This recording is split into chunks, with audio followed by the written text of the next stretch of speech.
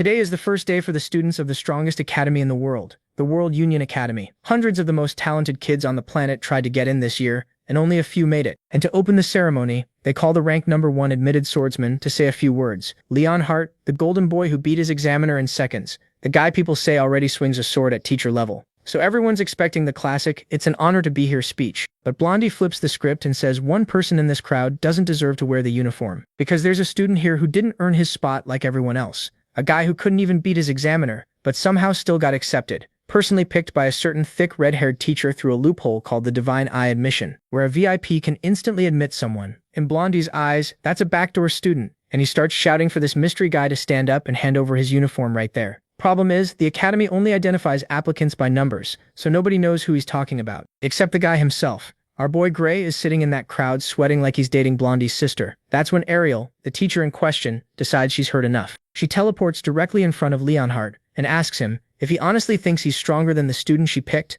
Bro froze for a second, but with the entire academy watching, his ego wasn't letting him back down, so he says of course he is. He ranked first for a reason. So she offers him a bet. Both of them get the same target to hunt. Whoever fails loses. If her mystery student loses, every Divine Eye student gets expelled and she quits her job on the spot. If Leonhardt loses, he becomes her errand boy and does whatever she says. And the monster she picks? An ogre general. A disaster-level creature that commands hundreds of ogres at once, something not even experienced warriors fight alone. Blondie says that's impossible for a student, so she gives them a full year. And since that still sounds insane, she sweetens the deal. If nobody kills one before the deadline, Leonhardt wins automatically. So in his head, this is free. He signs the contract thinking he just got handed the safest victory of his life. What this idiot doesn't know is that Gray killed an ogre general weeks ago, before school even started. The bet was over before Blondie opened his mouth. My boy looks across the crowd, catches Ariel giving him a tiny signal to stay quiet. Yes, mommy, I'm staying very quiet if you ask. But Blondie's humiliation arc was just getting started. Because in the first magic class, the teacher notices Gray looking bored and pulls him to the front to demonstrate the most basic spell in existence, the ether bullet. And since he heard Gray is the famous Divine Eye student, he exposes him to everyone and gets the genius idea to make it a friendly duel against Leonhardt, who now knows he's the special admission dude and is fuming to beat him. The whole class turns around. Blondie is staring at Gray like Christmas came early. He finally found the backdoor student, and now he gets to put him in his place in front of everyone. It was a 1v1 with the simplest of the spells, so it was safe. Both of them charge up. But when they shot, our main character showed he truly had the biggest ball in that room. Blondie's attack got completely dwarfed, both of them just staring at this thing Gray created. The teacher had to sprint to throw up a barrier and save Blondie's ass, and the sphere still cracked straight through it, blew up half the classroom, rattled the students in the back rows, and sent the academy's #1 swordsman flying like a ragdoll. Bro came to class to bully the new kid and almost left as a missing person report. When the smoke clears, the teacher admits that without his barrier, Blondie would be dead. Gray is the most confused person in the room, because as far as he knows, he has zero talent for magic. But now the teacher is asking himself, who is this guy? For that, we gotta see his past life. See, Gray used to be a foot soldier. 15 years in the future, a mysterious being called the Liquidator showed up out of nowhere and erased an entire continent. No warning, no demands, nothing. So humanity gathered the strongest people alive into one final force. Bella, a sage whose magic rivals an entire military division. Jacob, a divine archer who drops dragons with one shot. Yami, a swordswoman so broken that calling her human feels disrespectful. And then there was Gray, support unit. His whole job was creating openings, following orders, and dying before someone important had to. On the day of the final battle, he's charging through a storm of attacks thinking the moment finally came. Beat this thing and everyone's free. Then a beam punches straight through his chest, a hole where his heart used to be. He drops to his knees, and dying isn't even the worst part. Around him there's hundreds of bodies. People who trained their whole lives, abandoned their families, followed the greatest heroes into the last battle, and they still died changing nothing. At least the real heroes are still fighting. Yami actually reaches the Liquidator and cuts him. First time in history the thing that erased a continent is bleeding. But when the Liquidator sees his own blood, 2 beams of light, Yami and every legend humanity had left, erased in seconds. Gray closes his eyes and waits for a death that never comes. His pain starts fading, the hole in his chest starts closing on its own, and a voice inside his head says it finally found him. And out of nowhere he's transported into an endless cosmos. He thinks he's in the afterlife until he turns around and finds a mysterious horned being, who tells him he's not only still alive, but his wounds have been completely healed. The craziest part is that when Gray asks if he saved him, the being says he did nothing. Gray healed himself with his own power. Still, he can't really explain it, because even he doesn't know the true limit of Gray's abilities. What he can say is this: if Gray learns to control that power, he could become far stronger than the Liquidator. Even so, he's still not sure whether Gray really has a chance to defeat him, but he wants that bastard dead too, so he'll help. Then something shocking happens. He pierces Gray's chest again and tells him to go, because he's lending him part of his power. A moment later, the main character wakes up again in the middle of the battlefield, where he notices his sword is wrapped in some kind of dark energy. He thinks it belongs to the entity, but the being quickly says no, his power can't be seen. That dark energy is Gray's own. So without hesitating for even a second, Gray leaps at the liquidator and slices a deep cut across his chest. The enemy actually steps back, shocked that someone still remains who's worth fighting. Gray is thrilled to see he can finally hurt him, so he keeps pressing the attack and even realizes that in some ways he's stronger than the enemy he used to fear so much. The liquidator immediately warns him not to underestimate him, then fires off a brutal attack that cuts the main character in half, sending blood everywhere. Certain he's won, he turns his back and even congratulates Gray for forcing him to use all his power. But then, along with the blood, that strange black energy starts pouring out of Gray's lifeless body, until it forms a humanoid shape made of pure darkness, like something from a nightmare.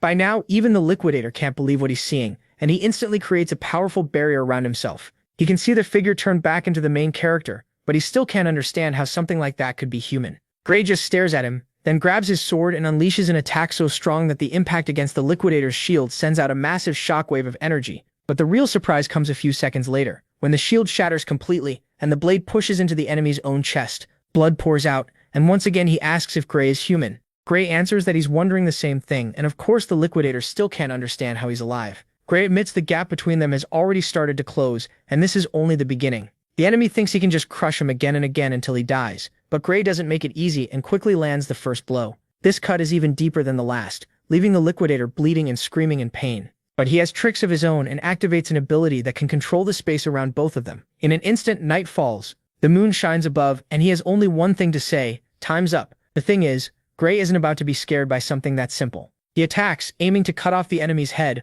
only to realize every inch of the liquidator's body is covered by an invisible shield. In a calm, confident tone, the enemy makes it clear this is pointless. In that space, nothing can hurt him. So he tells Gray to stop trying and instead focus on the stars. That sounds stupid at first, until Gray looks up and suddenly falls into a trance. But that's only the start of the trap. What looked like a distant star suddenly drops toward him at full speed and crashes down, unleashing a violent blast. When the dust clears, there's a giant crater, and no sign of the main character. The liquidator says Gray won't survive or come back if he's turned to dust. But that becomes his biggest mistake, because the dust itself starts gathering into a huge magic circle. Then a voice says that maybe the best thing to do is use all that leftover energy from the attack to send him back. And of course that voice belongs to the same deity as before. The liquidator recognizes him as Kronos, but Kronos ignores him and keeps his focus on Gray. He says he'll use his power to send him straight into the past, and just like that, without the liquidator being able to do anything to stop it, the time travel spell activates, and Gray is given a mission more important than his own life, the fate of the world.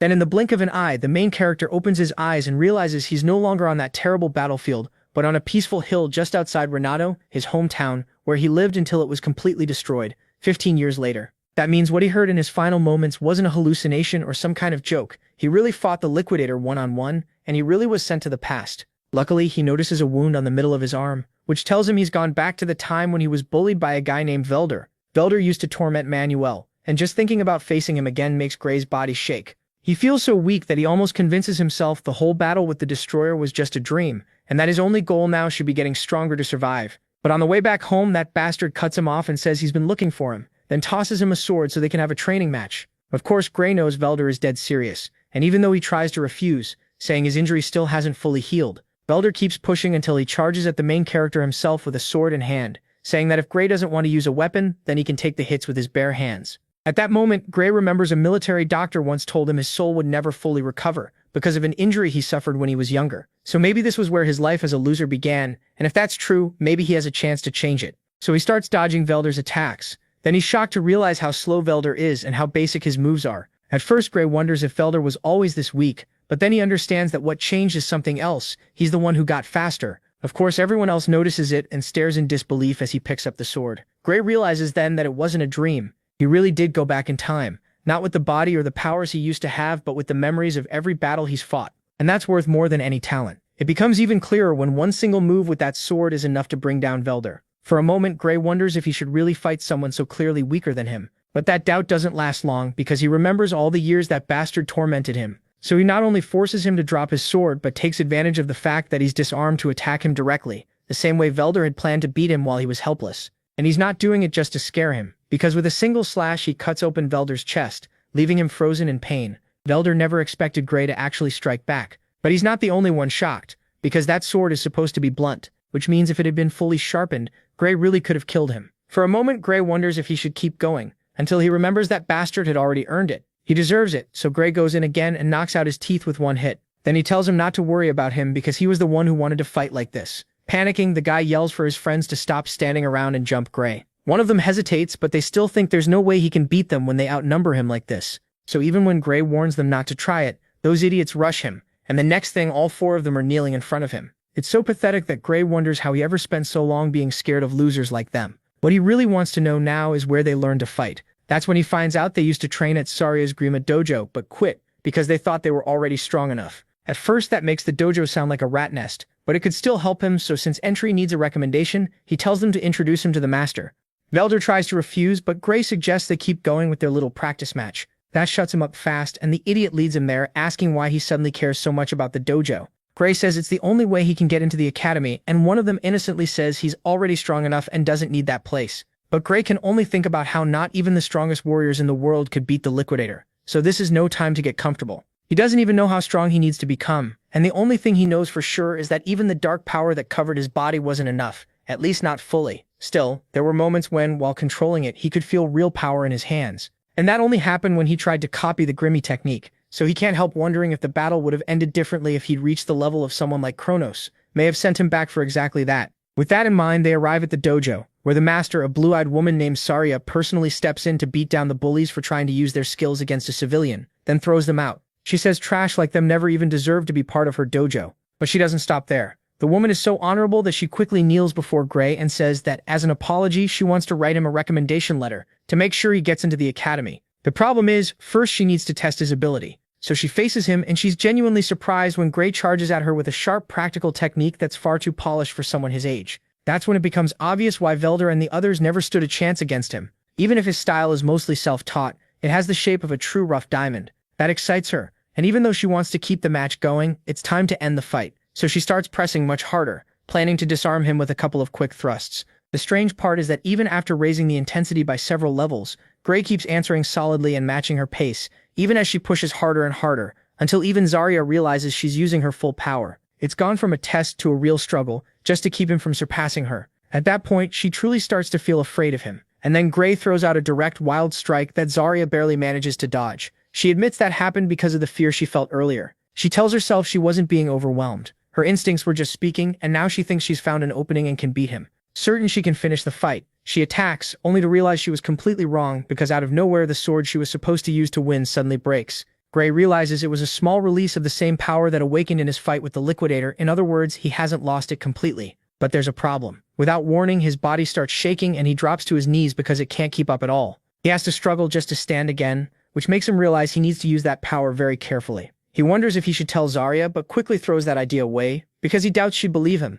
So in the end, all he says is that he got carried away a little. But the woman isn't stupid. She knows it's impossible to slice clean through a wooden sword with another wooden sword that isn't even sharp, and even though she's sure he noticed that too, she decides to respect his choice and stay quiet about it. What she does make clear is that she has confirmed his talent, and she can give him a recommendation to enter the best school in the entire kingdom, the Royal Fencing Academy. The catch is that she doesn't recommend he go there because he isn't suited for that place. Right away, Gray thinks he understands. He lacks strength and still has a long way to go. But Zarya cuts in and says she's not finished. The place he should go is the Academy of Eskrima, not the best in the kingdom, but the best in the whole world, and Gray knows it well. He knows that's where the great heroes came from, so the idea sounds impossible. Zarya says it is impossible in his current condition because during the test she gave him, she noticed his sword skill is far beyond his physical condition. The way he is now, he won't pass the entrance exam. Gray immediately knows she's right, since that place is filled with true superhumans, but Zarya says she's not telling him this to make him give up. There are still 9 months left before the entrance exam, and even if that's not much time, she's willing to train him so he can make it. Still, he has to be ready to suffer.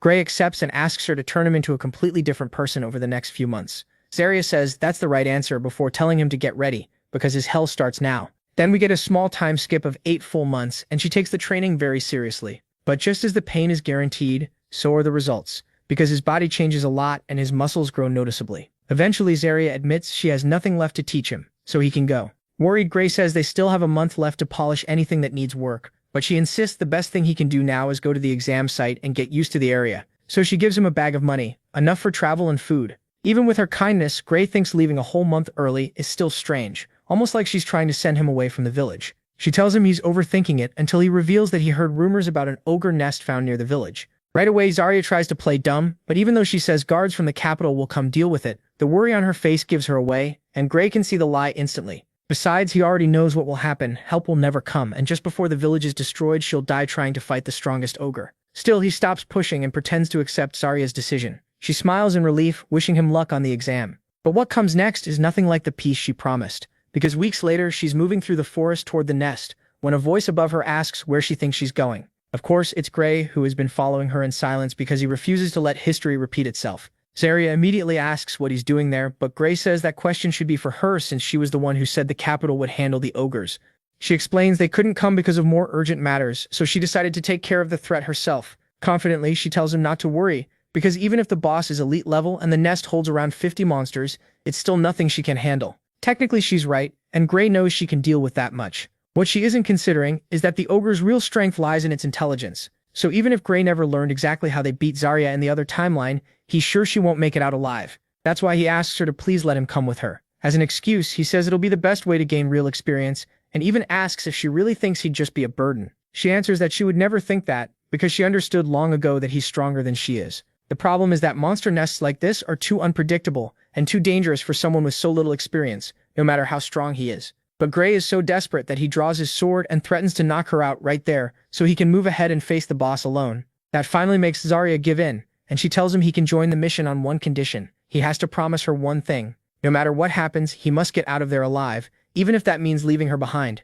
Gray agrees, but only if she makes the same promise. With that settled, the two move forward carefully until they reach the ogre's den. There they notice the area has only one way in and out, which means either side would have a hard time escaping. That's why Gray warns that they need to be very careful. He says the bastards made a smart choice, but Zarya is already one step ahead and starts studying the area. It looks like the boss is staying inside his tent, so they need to quietly cut down the numbers first, before the boss notices them. So the best plan is to split up and fight separately. So they separate and use the element of surprise to start taking down enemy after enemy. It doesn't take long for the ogres to realize what's happening and start fighting back with the same force, but the advantage is still on their side, and within seconds they've wiped out most of the enemies. In the middle of the chaos, Zarya admits he's doing pretty well. She asks if this is really his first real battlefield, but Gray dodges the question and warns her to stay sharp. They've only just started. He doesn't say it out loud, but something feels off. For some reason, the enemies are weaker than he ever expected. So if they really manage to beat Zarya in the other timeline, then the only answer is that the boss inside that tent is stronger than expected.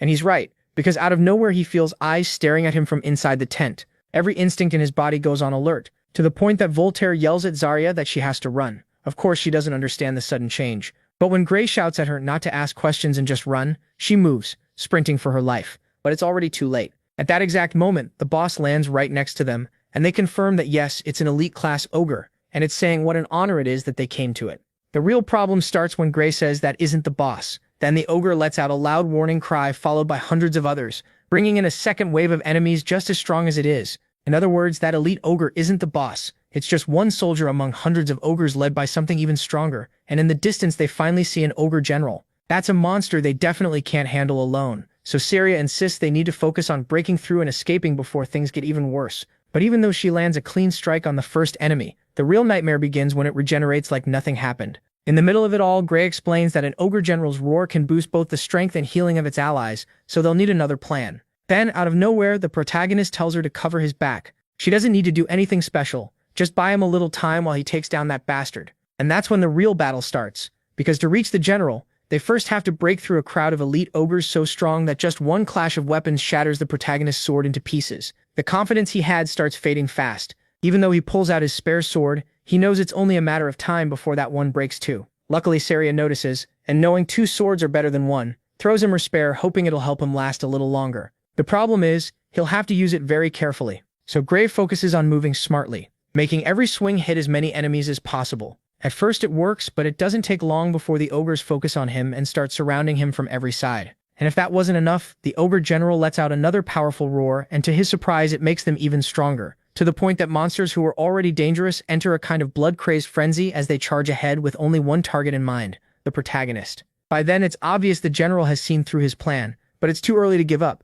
so Gray pushes harder, switching to a different strategy and trying to avoid them at all costs. Sadly, the ogres are still one step ahead, because the moment they notice he's trying to slip past, The bastards dive at his back, tackling him, pinning him down, and basically doing anything they can to wear him out as much as possible before he reaches their leader. In one of those moments, an ogre throws a blow so strong that Gray has no choice but to block with his sword, and it instantly shatters into pieces. At the same time, he takes a good part of the impact, and now he has only one sword left. He can't help thinking about his life before going back in time. All those experiences that taught him that in a situation like this, he can't win. He's so sure of it that he yells at Zarya to run and use the chance to escape while the enemies are focused on him. What he doesn't count on is that the woman would never do that. Gray asks if she really plans to throw her life away in a pointless sacrifice. Sadly, Zarya's answer is even worse than he expected. It's not that she doesn't want to run, she can't. Her leg is injured, and she can't run anymore. No matter how he looks at it, they're out of options.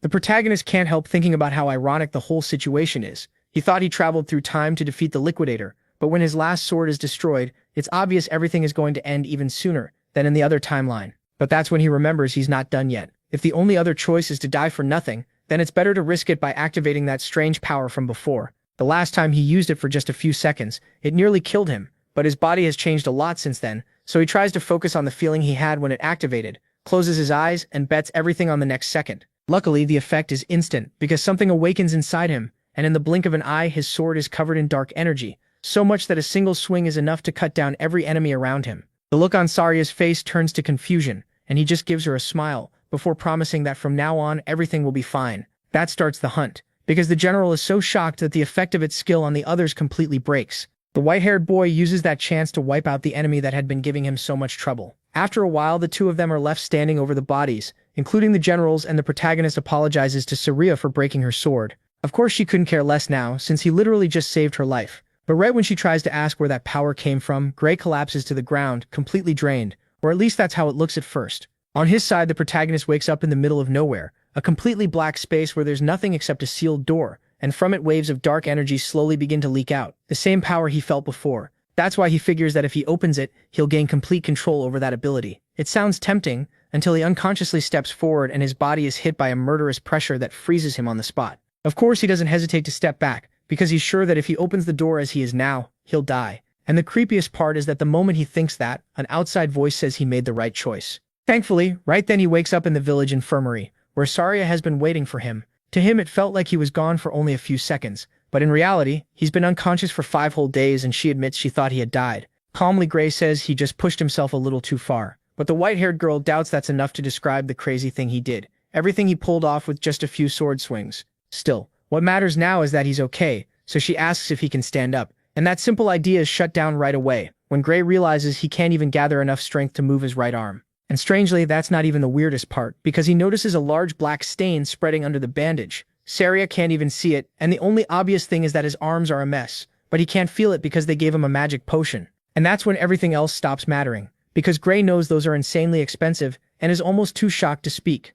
Then she tells him it was a gift from the village chief for saving everyone. At first, the protagonist doesn't get what she means, but then the chief walks into the infirmary and makes it clear that this is the least he could do. Gray kept the whole place and all its people from being burned to ashes. The protagonist immediately says he's exaggerating, but the man insists he's serious. More than anyone, Gray should know that an ogre general isn't something fighters from a tiny village in the middle of nowhere could defeat. And that's when he reminds himself that in the other timeline, that's exactly what happened. If he hadn't stepped in, Zarya, the chief, and everyone there would have died within hours. The problem now is that between the battles, the weeks that passed since he told Zarya he was leaving, and the time he spent unconscious, there are only 2 days left before the World Union Academy entrance exam. Normally it's a 3-day trip, but if he leaves on horseback right now, he might still make it in time. So he asked the chief to lend him one, promising to pay him back when he returns. But the man already knew he'd ask, so he prepared the best horse in the whole village ahead of time. Zarya adds that if he hadn't woken up, she was planning to carry him there herself. With that settled, Gray gets ready to leave. He gets ready to leave, but the biggest surprise comes when he opens the door to the clinic and finds the whole village waiting for him,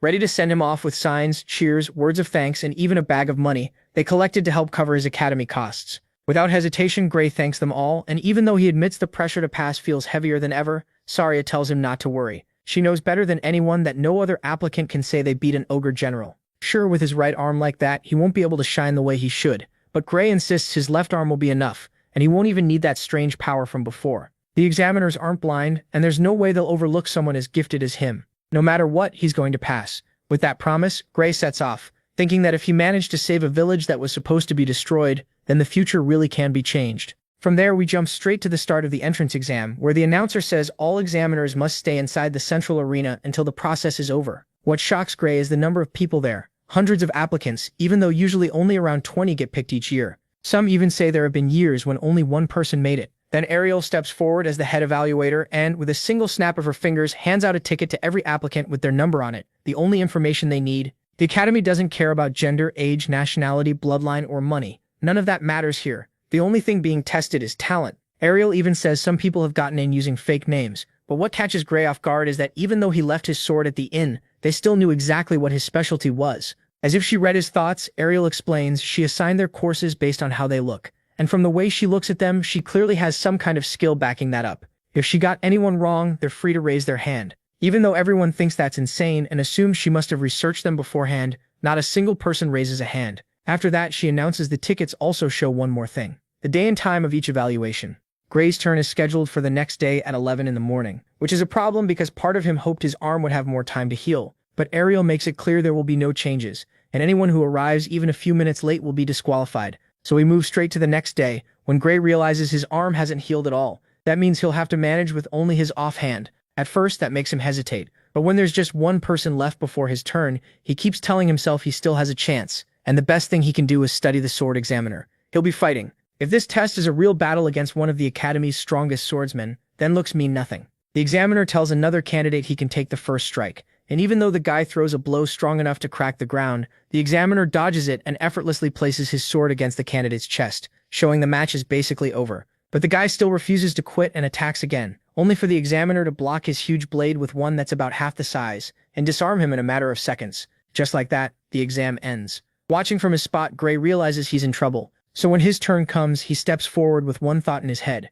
How is he supposed to beat someone who just disarmed a giant that easily? Once again, the examiner offers the first move, and Gray goes in, ready to use one of Zarya's best lessons from training. A sword isn't swung with just the arms, but with the whole body. So even injured, he can drive power through the rest of his muscles. That lets him throw a pretty solid strike. Of course, it's still nowhere near his normal attacks, but it's enough to make the instructor answer right away. And to Gray's surprise, he can see the sword moving almost slowly. Not because the man is weak, but because compared to Zarya's speed and skill, he doesn't even come close. That instantly boosts Gray's confidence, and within seconds he starts pushing forward with quick, sharp movements that force the examiner back, proving Zarya was right all along. He really might pass. Still, it isn't easy. As the fight goes on, Gray realizes that even if he's already figured out the examiner's sword style, the man is still very strong, and there's no way Gray can break through using only his left arm. On top of that, the examiner is feeling the pressure too, and his attacks are getting rougher and rougher, so Gray decides to risk everything with a new plan. He gives up the advantage for a couple of seconds, just long enough to make the examiner think his guard is broken and go for a clean, wide, all-in finishing blow. In the end, the examiner is the one who opens himself up, and Gray uses that moment to slip behind him and thrust forward. A strike that would have won him the match if just millimeters from landing someone hadn't shouted stop, making Gray freeze at once. He looks around confused because the fight had just gotten good. Then another judge announces that time is up, and since that's how it ended, the only conclusion they can make is that it's a draw. Of course, Gray assumes the worst. In his mind, the only way to pass was to beat the evaluator. So he leaves the arena feeling crushed, repeating to himself that at least he gave it everything he had, already thinking he'll have to take the exam again next year. He walks away convinced he'll do much better once his arm fully heals. After that, a whole week passes until all the evaluators gather to talk about the applicants and compare notes. In general, they're completely worn out because the exam's golden rule is to judge each person one by one, then discuss every single case the same way. They start with the sword course applicants, where the clear winners are the ones who actually beat the evaluator. But they also consider strategy and how long each person lasted during the 15-minute limit. The problem is, one evaluator insists that this time only the people who beat the examiner should pass,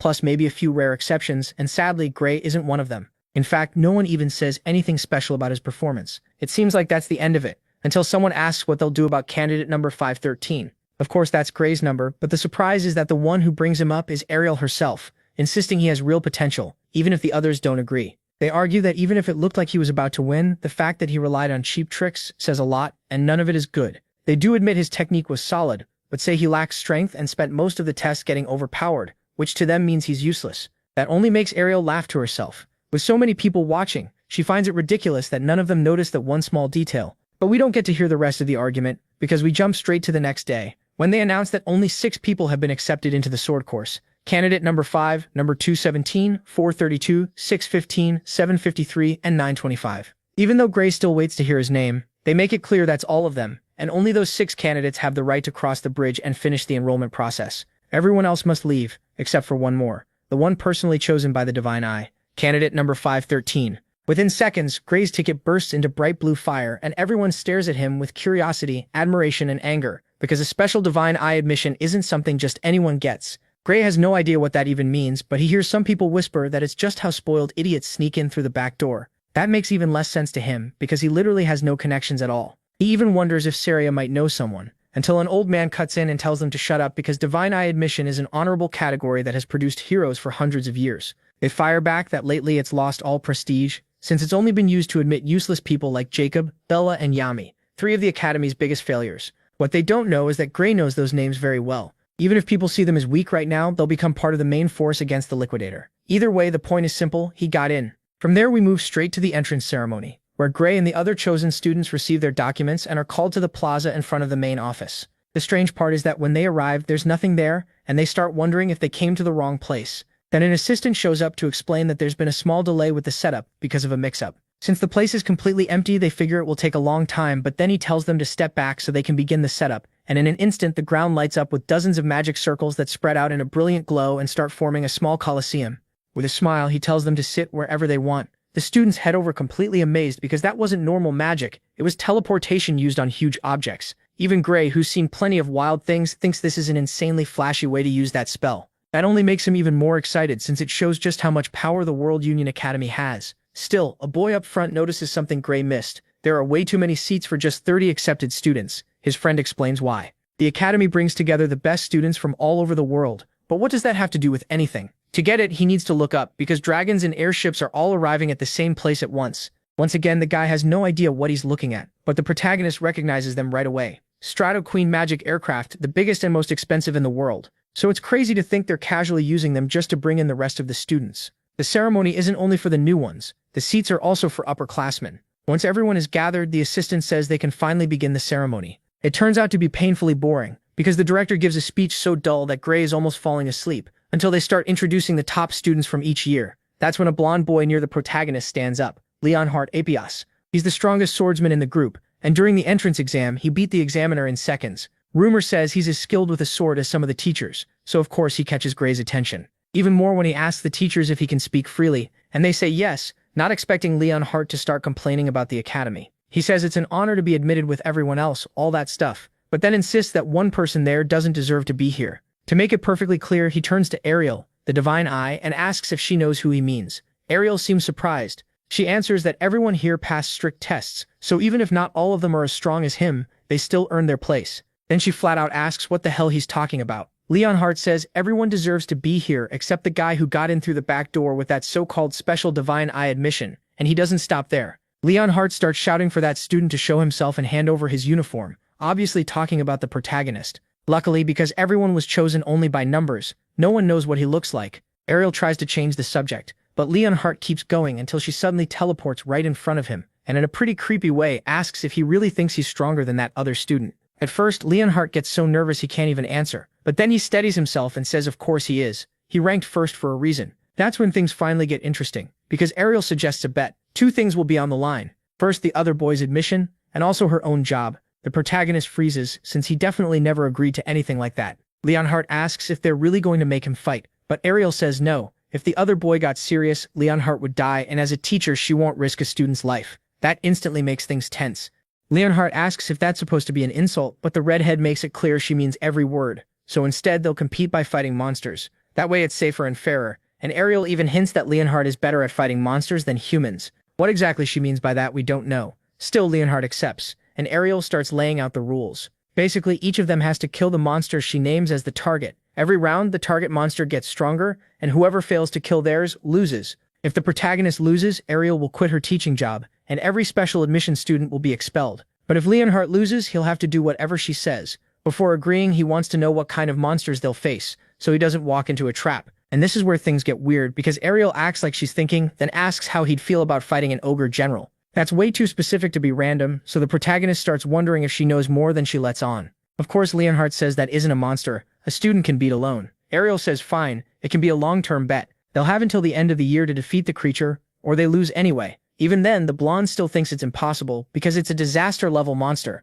There's no way he could beat something like that with only a year of training. He starts thinking Ariel picked an unbeatable monster just so the bet would end in a draw. But then Ariel adds one more condition. If it ends in a tie, he wins. So whether he beats the monster or not, he'll be safe. But if the protagonist fails to defeat it, Ariel and all the special students will be expelled. The problem is, she sounds so sure of herself that Leonhardt can't help feeling there's still some trick behind it. So Ariel hands him a magic contract she just wrote with all the details. Now it's up to him whether he signs it or not. The surprising part is that Leonhardt accepts anyway, asking if she really believes that boy can win. In the end, she says nothing and just sits down. That only convinces everyone she's lost her mind and is using this bet as some crazy way to retire. As for the protagonist, he's more nervous than ever until he remembers the exact words she used and starts wondering if that one-year deadline also includes the ogre general he already killed weeks ago. He gets his answer when Ariel looks at him and makes a small hand sign telling him to keep quiet, basically confirming this was a bet he already won. After that, we jump straight to the first class on the basics of magic, where the teacher starts with the simplest part.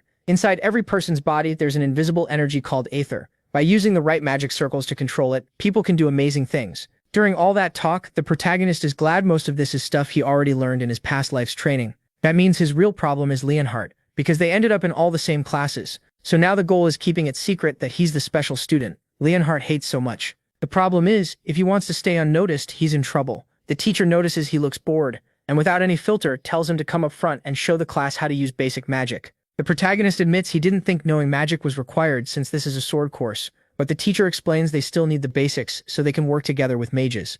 That reminds him it's the same thing they told him back at the camp, so he takes a chance and asks if the spell they're learning is Aether Bullet. To his surprise, he's right, but he can't celebrate yet because once the teacher sees he knows the spell, he suggests a duel between him and none other than Leonhardt, who apparently was basically born using it. The protagonist asks if it's really smart to pit him against a beginner. Leonhardt clearly isn't dying from humility, but the teacher says it's fine because the spell isn't lethal, and Gray is the Divine Eye special admission student, so he's no weakling. Right away, everyone turns to look at him. It's obvious the old bastard did that on purpose, because Leonhardt glares at him like he wants to kill him, fully ready to put him in his place. And Gray? He's had better days. He steps down until he's face to face with Leonhardt, thinking he could end up badly hurt if he doesn't block in time. When he sees the blonde is going all out, he decides to do the same and forms a magic sphere so huge that both he and Leonhardt just stare at it. One look is enough to tell that this is not a harmless Aether Bullet. Leonhardt is so terrified he doesn't even react fast enough to run. Luckily, the teacher does, casting a spell to stop the sphere before the fight turns tragic. Or at least that's how it seemed, because Gray's shot is so strong it cracks the teacher's spell and sets off a huge explosion that reaches even the students in the back rows and blasts Leonhardt several meters away.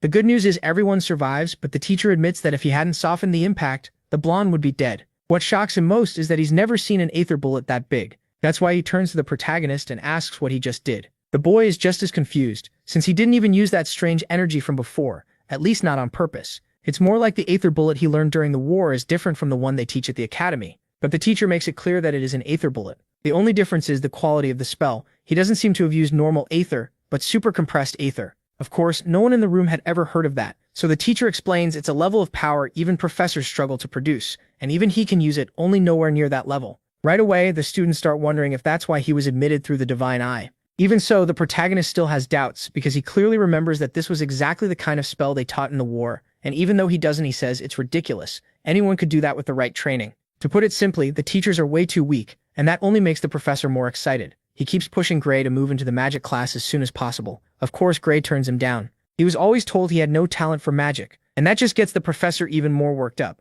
He says he's never seen anyone use ether compression so easily. In his eyes, it would be a waste if Gray focused only on swordsmanship. What really matters is that this suddenly unlocks memories Gray had buried until now. The one who taught him the little magic he knows was Vela, and she always cared most about people who didn't even know Odo existed, the life force that makes strong spells much harder to cast without it. With that in mind, he asks the professor if he knows what Odo is, and when the man has no idea, Gray understands why he's so strong. He knows techniques nobody else does, knowledge from the future that makes magic easier to use, to the point that even someone as weak as he used to be is now among the strongest. Still, he has to be very careful with that information, so he refuses to join the magic class, and the professor tells him the door will always stay open for someone like him. In the end, he sends Gray back to his seat, making it clear that it doesn't matter if he gets distracted or bored, because the class is clearly too basic for him. Everyone is stunned except Leonhardt, whose reaction is a little different. Now he looks at Gray with pure admiration, and honestly that gives him chills. Later on, Gray gets a letter from Ariel asking him to come to her office. He wonders if it has something to do with what happened that morning.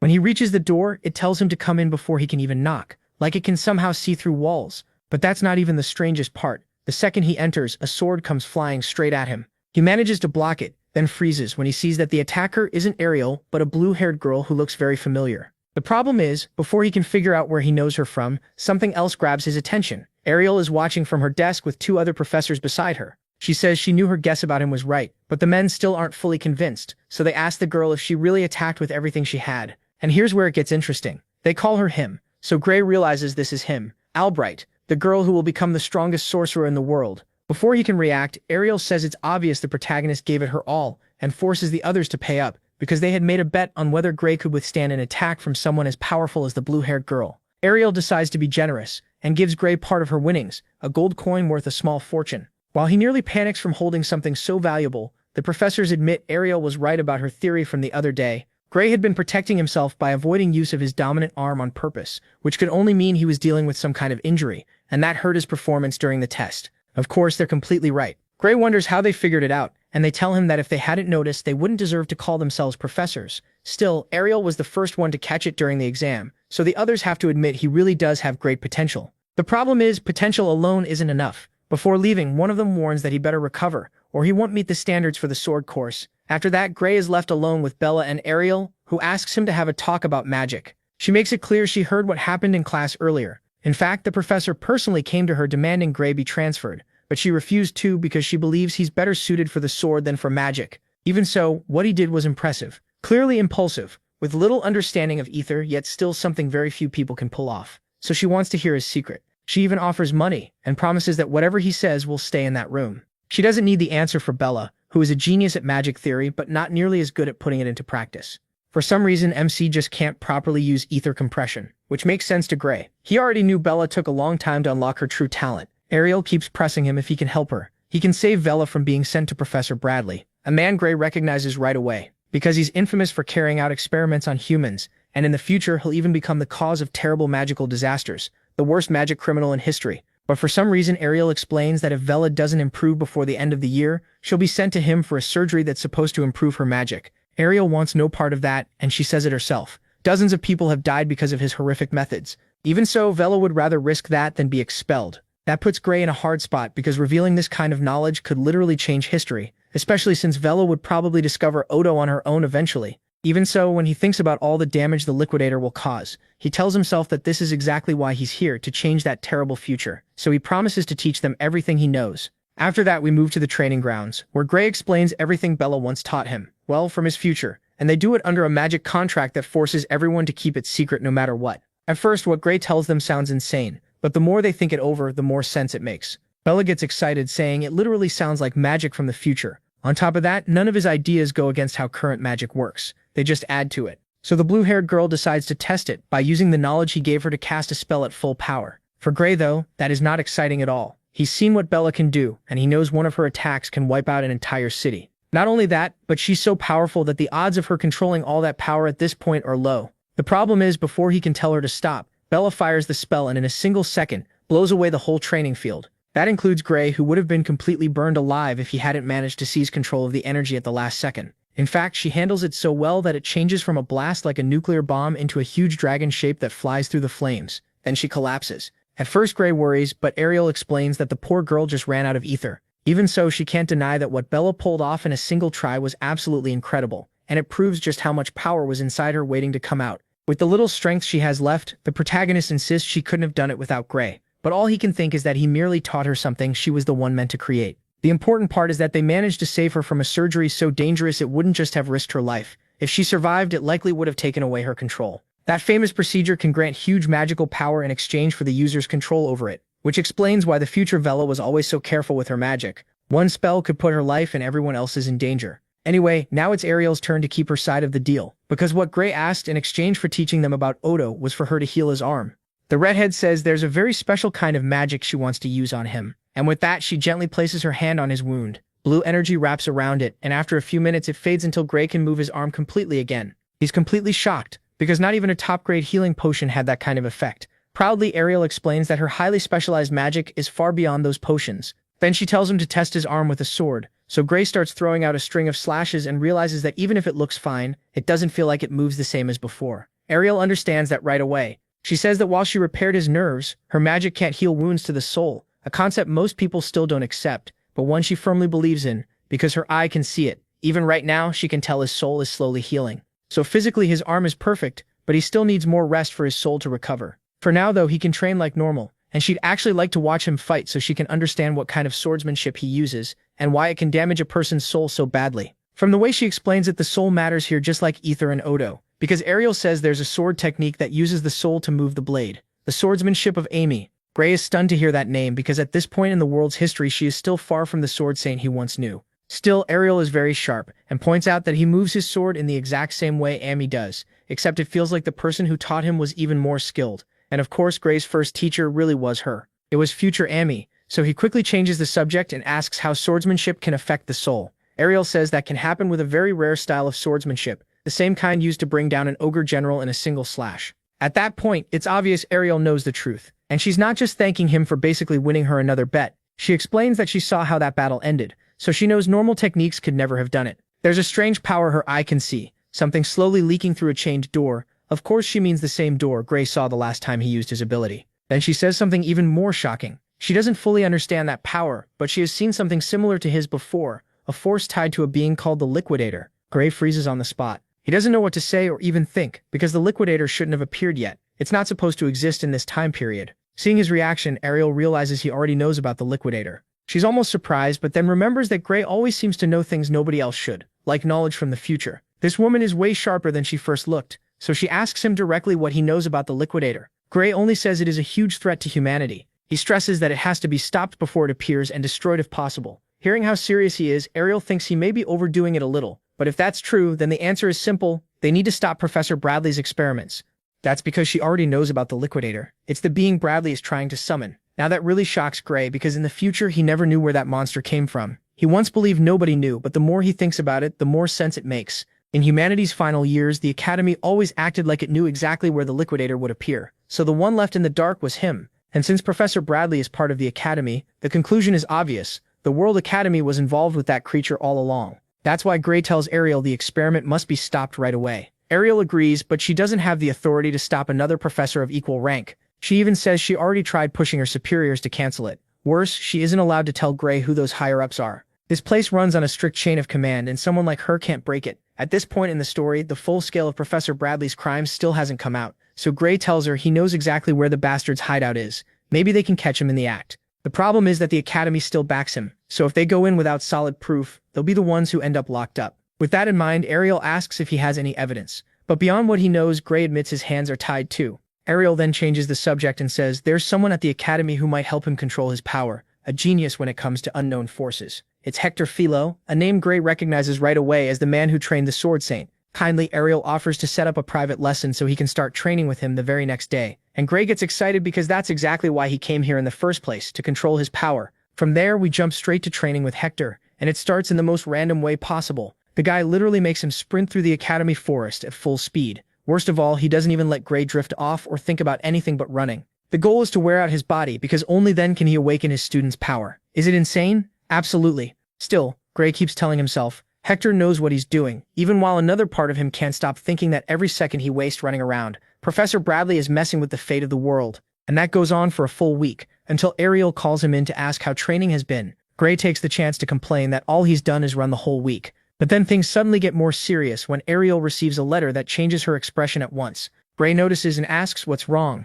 and she hands over the letter, one written by Professor Bradley himself. It says Bella's abilities have not improved under the terms of their contract, which means the operation will move forward. Gray immediately shouts that it's insane, and asks if there's any way to refuse, but Ariel explains the only way is if the professor cancels it. Otherwise, MC's only choices are the operation or expulsion. That's why, even after refusing before, Ariel asks where Bradley's lab is. If they expose him as a criminal, the contract terms will be void. As for proof, she trusts Gray to help her find it, because she knows he's been telling the truth this whole time, and together they'll drag that criminal into the light.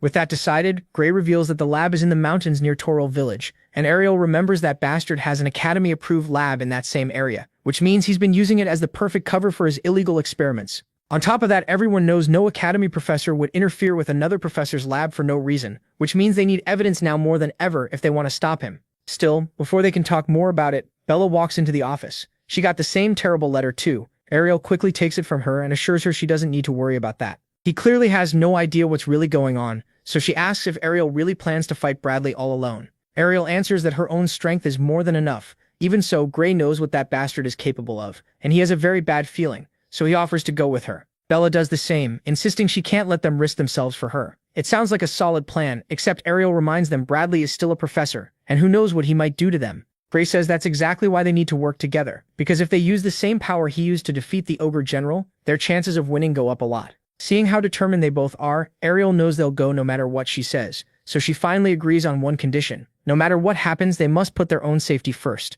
With that settled, they head out, and we move straight to the forest outside the lab entrance, where the three of them study the place and confirm no one seems to be around. That makes it the perfect time to go in. The basic plan is to sneak inside while Bradley is at a conference with the Magic Society and search for anything they can use as evidence. Of course, there's a good chance the place is full of traps, so they have to be careful. Bella worries they might get caught, but Ariel calmly tells her she can turn back whenever she wants. Still, the protagonist is determined to help them, and she doesn't understand why they're risking so much for someone like her. Gray cuts in right away. They're not doing this just for her. Stopping these experiments could literally save the world. That only leaves the blue-haired girl even more confused, and Ariel says that's probably going too far, but she agrees they need to think this through carefully. Even so, they came here by choice, and with that resolve they'll finish the mission. So they move out and sneak forward, until Ariel uses her fire magic to blast open part of a side wall of the fortress, which leads straight into the prison where that bastard keeps all his victims locked up. Some of them are dead, and some still seem alive. But the worst part is that none of them move or call for help. At a glance, Ariel spots at least 14 forbidden spells, each one serious enough to count as a crime on its own. They don't even need to bring up the illegal human experiments to throw that monster in jail, though those crimes will make sure he never gets out. But all of that takes a back seat when they reach a chamber with an altar in the center, and Bella asks if they should take the evidence and run or rescue the people. Gray says the smartest move is to leave before Bradley returns. The problem is that right then, a voice behind them asks if they mean him, and of course it's Varian Bradley himself, who definitely should not be there. Before they can even ask, he explains that he used a modified spell to send a double to the conference in his place, because he had a very important experiment to finish, now that he had just received fresh materials. Then the bastard turns, and it becomes horribly clear that by materials he means dozens of human corpses. But worse than that, after seeing them here, he decides on a change of plans. Now he wants to use them instead. Exceptional people with far more magic power than any normal human could ever have. With a smug tone, he says he doesn't know how they found out about his experiments. Still, he's sure they didn't tell anyone they were coming, which means he can use them however he wants, because if they vanish, there's no way the Academy would ever suspect him. Not holding back at all, Ariel asks if he plans to use them as lab rats. Bradley tells her to calm down. One thing is certain, he has no plan to let any of them leave alive, so he might as well use them to push magic even further. The sick part is, he's so sure he can win that he barely reacts in time when a blast of fire comes straight at him and sets much of the lab ablaze. The shocking part is, it didn't come from Ariel. Bella is the one glaring at him like she wants him dead. But once the smoke clears, Bradley is still standing there without a scratch. He managed to raise a force field just in time, then shamelessly praises Bella's strength, saying Ariel's divine eye clearly hasn't lost its touch. He didn't expect C to be this powerful, and now he's thinking maybe he should take a closer look at the other new students too. Then he asks if she's really willing to kill her own teacher while she's still a student. She shoots back that it's better than becoming a lab rat, and for a second it feels like a full battle is about to start. But Ariel cuts in. They already have enough proof, so now they need to leave. The problem is, Bradley won't make that easy. He fires off a powerful dark magic attack that Ariel blocks at the last second, until he mocks her and says it's pointless. This is one of the finest results of his research, the Flame of Gluttony,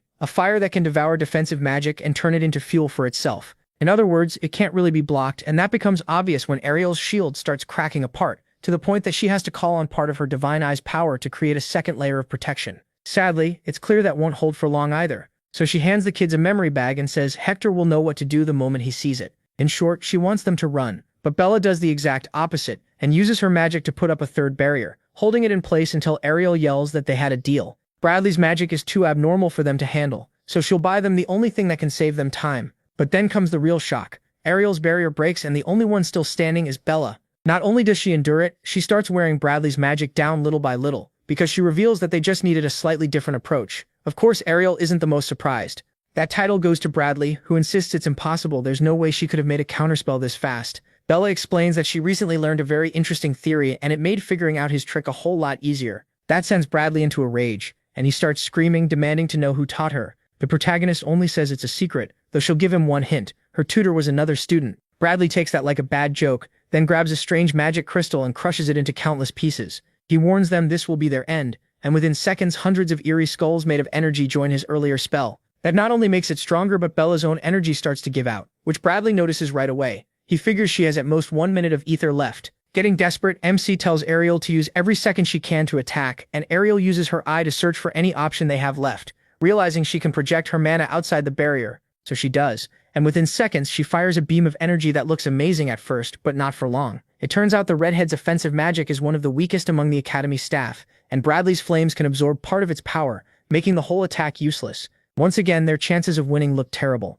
Bella asks what they can even do because she can't hold on much longer. That's when Gray tells them to move aside. It's his turn now. At first glance, his sword should never be able to reach that bastard from this far away, but there is one way, since Ariel is the only one who knows it. She warns him that using that power again could kill him, and even if he survives, he may never use his injured arm again. Gray doesn't care if he dies doing what has to be done, so he jumps over the flames and rushes Bradley with a sharp, quick movement, cutting off his head. It happens so fast that Bella can barely believe what she just saw. Then Bradley's body drops to the floor completely still. Ariel is just as shocked, though even more excited, because this is the first time she's had the chance to see that power in action. But then another problem starts. The slash was so strong that it wrecked a huge part of the structure, bringing the ceiling down and threatening to crush them too. Ariel steps forward and uses her own power to stop even the smallest piece of rubble. Even so, all she can do is ask Gray how he managed to go beyond all her expectations and how his arm feels. In response, he drops the sword without meaning to, because a fierce pain is running through every part of his body. On top of that, there's a worrying numbness.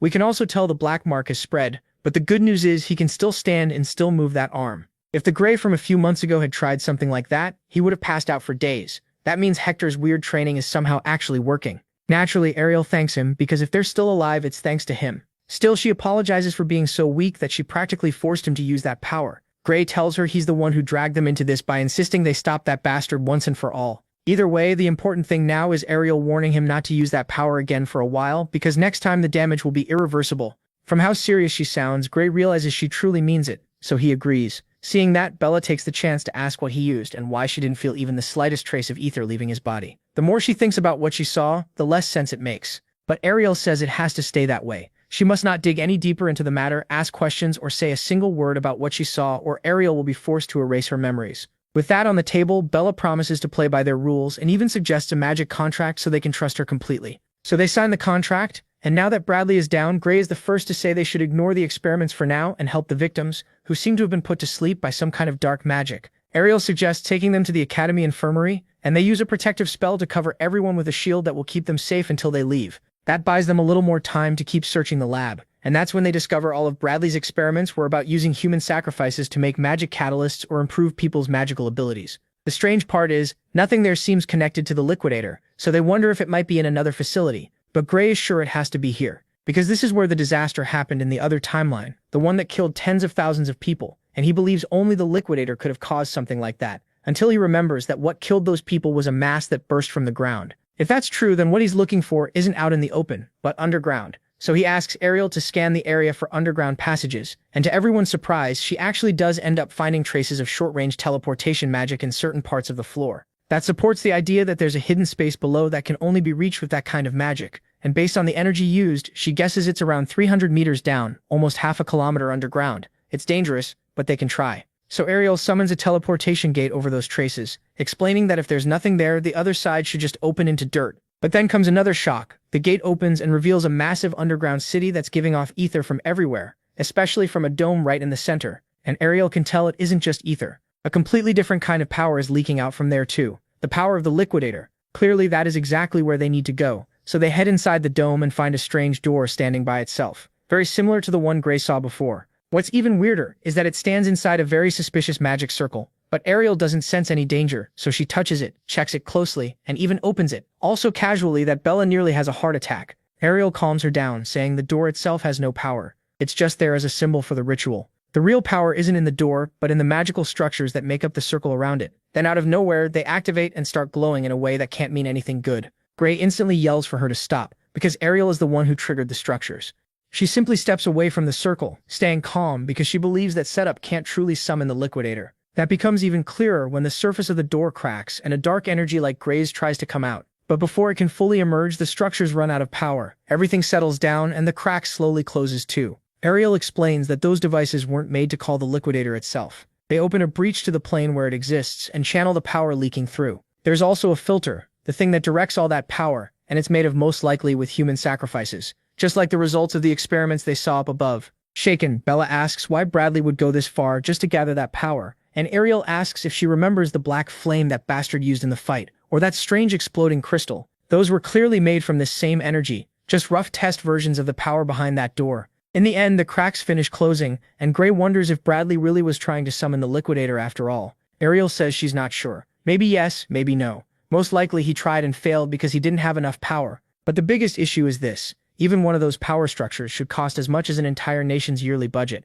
Making 8 is on another level, so Bella wonders if the Discar Empire helped fund it. Ariel doesn't think so. That kind of money could only come from a group whose magic research surpasses even an empire like that. There's really only one place it could be from. Gray says the only thing that makes sense is the World Union Academy, and Ariel agrees completely. No other research group could pay for something this insane. Confused, Bella asks if the Academy isn't supposed to protect the world from threats and all that noble stuff. Even so, Ariel says that's still the only real answer. Gray tries to stay hopeful, saying not everyone in the higher ranks would support methods like this. He remembers clearly that in the other timeline, they never abandoned civilians when the Liquidator came, so he refuses to believe the Academy is a direct enemy of humanity. Ariel agrees most of its members are good people and would never allow these horrible experiments. But the Academy is full of researchers, factions, and leaders, so the possibilities are endless. Whoever was behind this had support from someone incredibly powerful, and as someone who has watched them for decades, Ariel warns that they can't trust the Academy blindly. Most likely the people behind this believe they're helping humanity, and that's what makes it worse.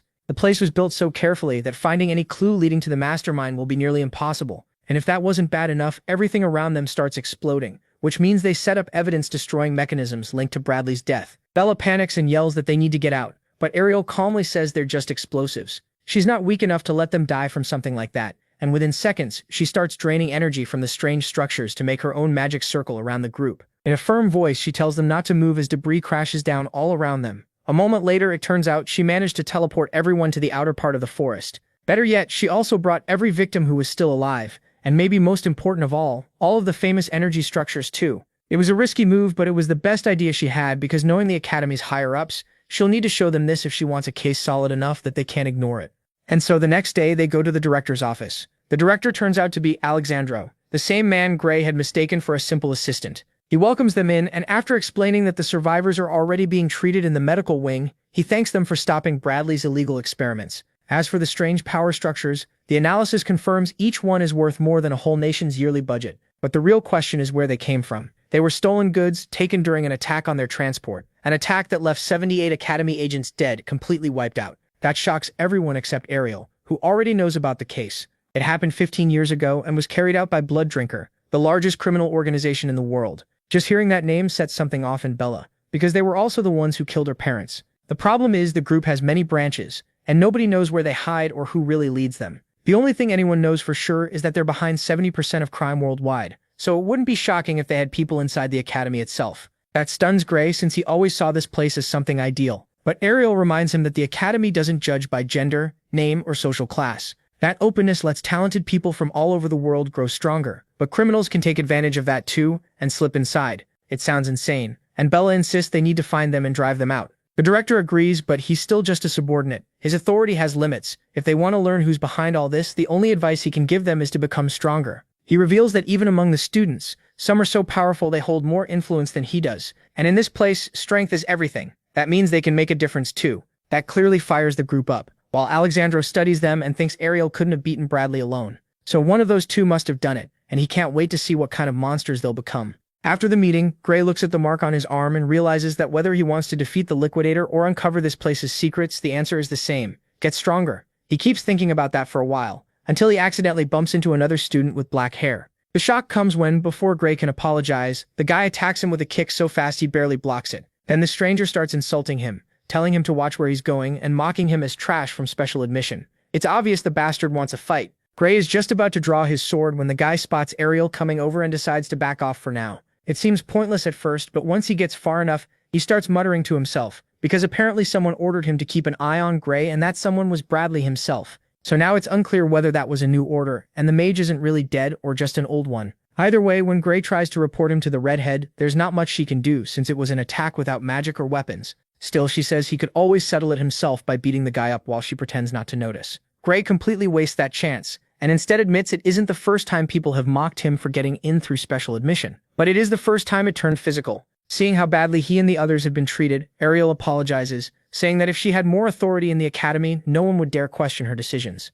Gray tells her not to worry, because thanks to her he's here, and he's sure that he, Bella, and the others will eventually prove to the world that the Divine Eye program was not a mistake. After all, she has a great eye for talent. She thanks him but says she still hopes he'll stand up for himself sometimes. Then she adds that out of everyone in the Divine Eye group, he's the one she expects the most extraordinary things from. She's sure Bella, Yemi, and the others can become top-class heroes too. But the first time she truly believed someone might surpass the limits of humanity was when she met him. At first, Gray thinks it's ridiculous to compare himself to those great heroes, but seeing how sure Ariel is, he tells himself that kind of doubt is for someone who's already given up. He may have beaten one of the Lynx and bought some time, but humanity is still in danger. The fate of the world is still in his hands. After that, things sort of return to normal, and soon they're in a practical sword class where each student has to face another in a one-on-one match. Gray decides to do his best to prove he deserves to be there. The problem is, his opponent is none other than Leonhardt, the student with the best sword skill. Seeing the shock on his face, the teacher explains he paired students with similar skill levels, so no one would hold back. Of course, Gray sells himself short. Even after defeating an ogre general weeks earlier,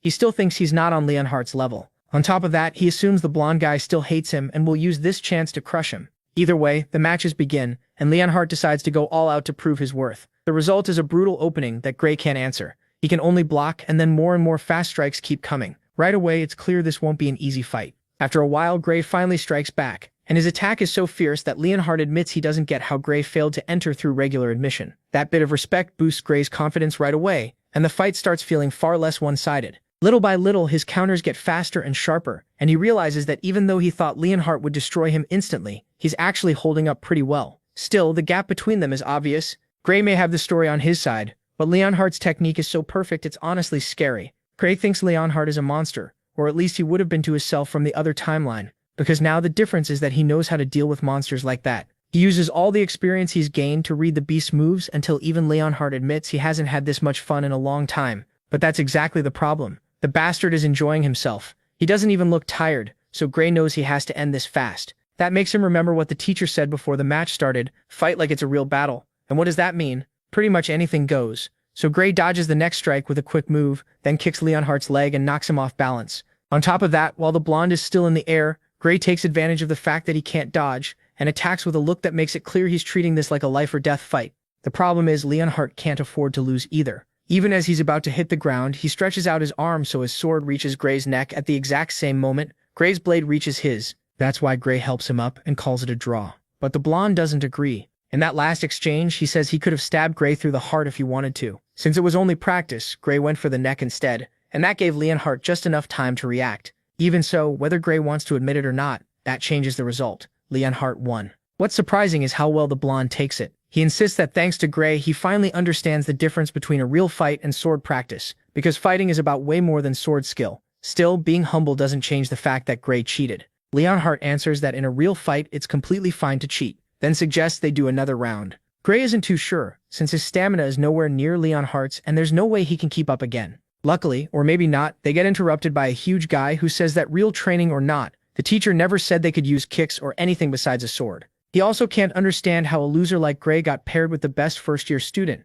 basically insulting him for no reason. That's when Leonhardt steps in and says he's the only one strong enough to fight Gray. In other words, Gray is the strong one here, not him. And that gets backed up by the teacher, who says the two are at a very similar level. And if he doesn't believe it, he's free to test it himself. If he beats Gray, then he can fight Leonhardt. The guy confidently accepts and boasts that unlike others, he beat the examiner in the entrance exam, which Leonhardt says was his biggest mistake, the same one he made himself, judging Gray without knowing his real strength. The good part is that more people will finally see how strong Gray is and give him credit. The bad part is that this idiot is ruining his precious time with Gray, so Leonhardt starts glaring at him like he wants to kill him. Of course, the bully notices and has no idea what's going on. Still, all of that stops mattering when the teacher says they can begin, because Gray can tell right away the guy has way more physical endurance than he does. It's a challenge he has to face, and meanwhile, that jerk charges at him with one goal: put the special admission student in his place. To his real surprise, Gray doesn't just block the attack with one simple swing of his sword, he knocks him away like he's nothing.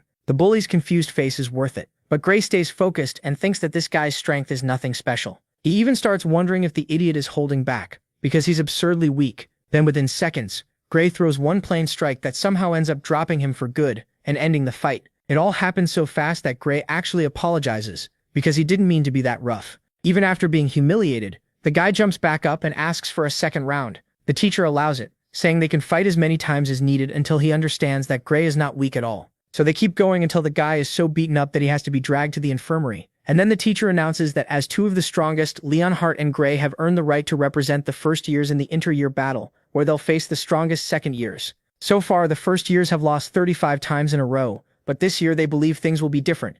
Of course, Gray can't help asking if the power gap between the 2 years is really that big, and the teacher answers honestly, yes. In fact, it's not unusual or even especially disappointing when the first years lose. Just being chosen to fight is already an honor, and if they somehow win, they'll be seen as some kind of miracle. That's why he calmly tells them not to stress too much. That eases Gray's mind, but he still thinks he has to use this chance to change what people think about the special students chosen by the Divine Eye and prove they can fight. Of course, that means training even harder. But all of that gets pushed aside when we cut to a meeting between the teachers and an old man named Bruta from the magic department, who asks to speak and proposes that the student Amy White be expelled. Ariel immediately asks why, since she's the one in charge of the Divine Eye students, and he says that's exactly the problem. The girl failed the exam to move up to 3rd year, and even so she was allowed to stay only because she was a special admission. Honestly, the old man has a point. Every other student who failed was expelled, so it seems unfair. Ariel explains that the girl can't show her true potential because of the heavy side effects on her body, but she's absolutely on track to become a world-class warrior.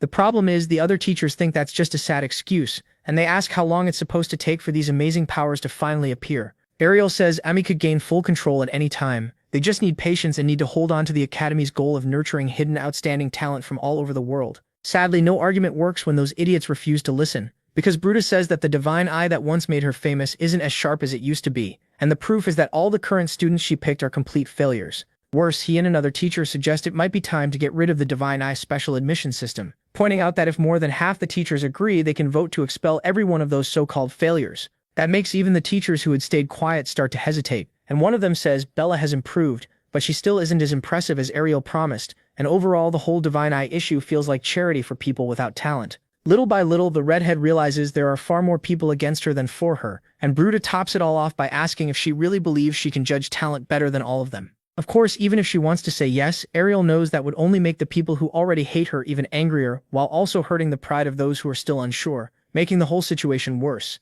If she wants to come out on top, she has to be very careful about what she says next. So instead of reacting to Bruta's insults, mockery, and accusations, she stays silent and repeats to herself again and again that she still has the touch. Her students just need a little more time. But she can't think of any way to stop them from being expelled until one of the teachers mentions Gray. They know he was chosen to represent the first years, but they doubt he'll accomplish anything. Then Bruta himself proposes deciding the future of the Divine Eye program based on the results of the competition. Unsure, Ariel turns to Hector, and his look tells her it won't work.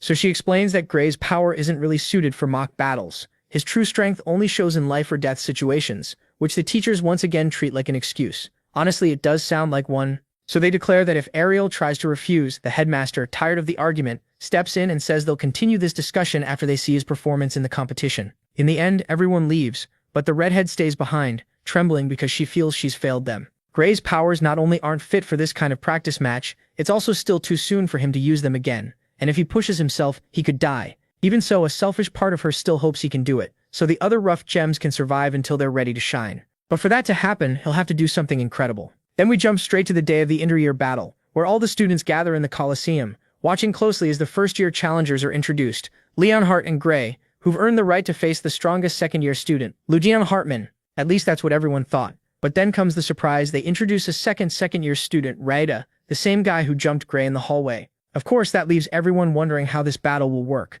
but that gets explained later. The point is that Gray recognizes him and wonders if they'll have to fight him too. While they're being watched closely by all the teachers, Lionel notices and says that last year only a few of them showed up, which means something has changed. Leonhardt figures it out right away and says they must be curious about Gray. Lionel thinks he's exaggerating, but then it turns out Bruta heard him and confirms it. They're here to witness the final end of the Divine Eye students because yes, even though Ariel said nothing, because she didn't want to put all the pressure on him, this bastard makes sure to lay it all out, making it clear to everyone that his future and the future of the other so-called failures depends on how he performs. Since nobody believes he can win, they're all here to watch the Divine Eye students fall. That makes the protagonist ask Ariel if it's true, but because she wants to avoid him putting himself in danger at all costs, she forces a smile and says Bruta just wants to throw him off. It might have worked if the protagonist hadn't noticed how badly she was shaking, so he only tells her he trusts her, while Bruta keeps tearing into the woman, insisting that today will prove she's a fraud. That's when the whole exchange takes a turn. The protagonist says he can't let comments like that slide.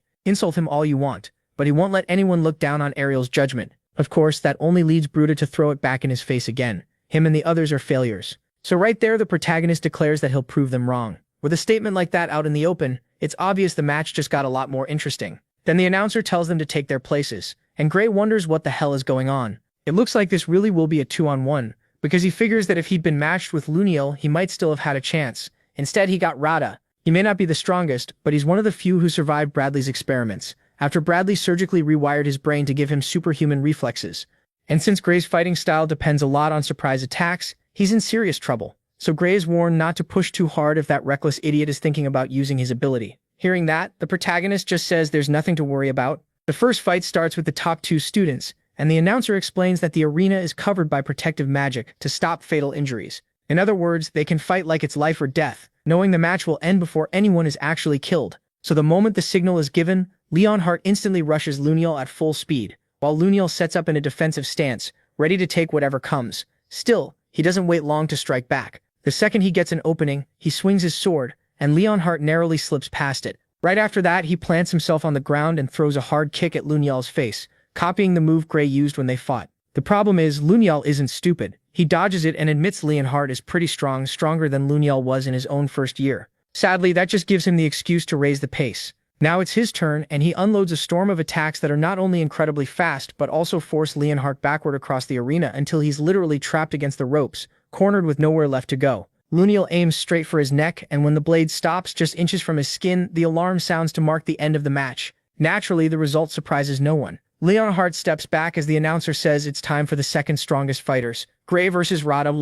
With that, the protagonist slowly walks to the center of the arena and tells himself he's faced opponents far stronger than this. On top of that, Ariel and the others are counting on him, so he can't fail. Then Rada drags his sword forward and tells Professor Bradley to be patient, because in just a few seconds, he'll send Gray straight to hell. That confirms Bradley isn't alive at all. This emo guy is actually insane. And the worst part is, he's insanely strong, which becomes obvious to the protagonist the moment their swords clash for the first time. The impact is brutal, throwing him back at once and leaving his arm shaking. In that instant, he realizes every warning about the madman's reflexes was true. His reactions are ridiculous, and paired with that powerful right arm, they start shutting down every plan the protagonist had for winning this fight. He's only been in the arena for a second, and the only thing he can think is that he needs to use his ability. But then he remembers what Ariel told him before the match. The chances of dying if he activates that power are extremely high. The competition matters, sure, but not enough to risk his life. And the arena's magic barrier wasn't made for his power, so if he loses control, he could kill his opponent. Back in the present, that's why Gray holds the line. He may gamble with his own life, but he's not desperate enough to kill an innocent person. What he doesn't know is that Rada doesn't feel the same. Tired of waiting for the protagonist to counter, he launches his own attack, a flurry of quick exact strikes that oddly enough are almost overshadowed by the strange muttering. He keeps repeating again and again. The good part is that on a technical level, his moves are actually very simple, and with Gray's overall stats, he should be able to end the match fast. So he starts wondering if Rada is planning something weird, which is confirmed when he looks up and sees a pair of crazed eyes full of bloodlust.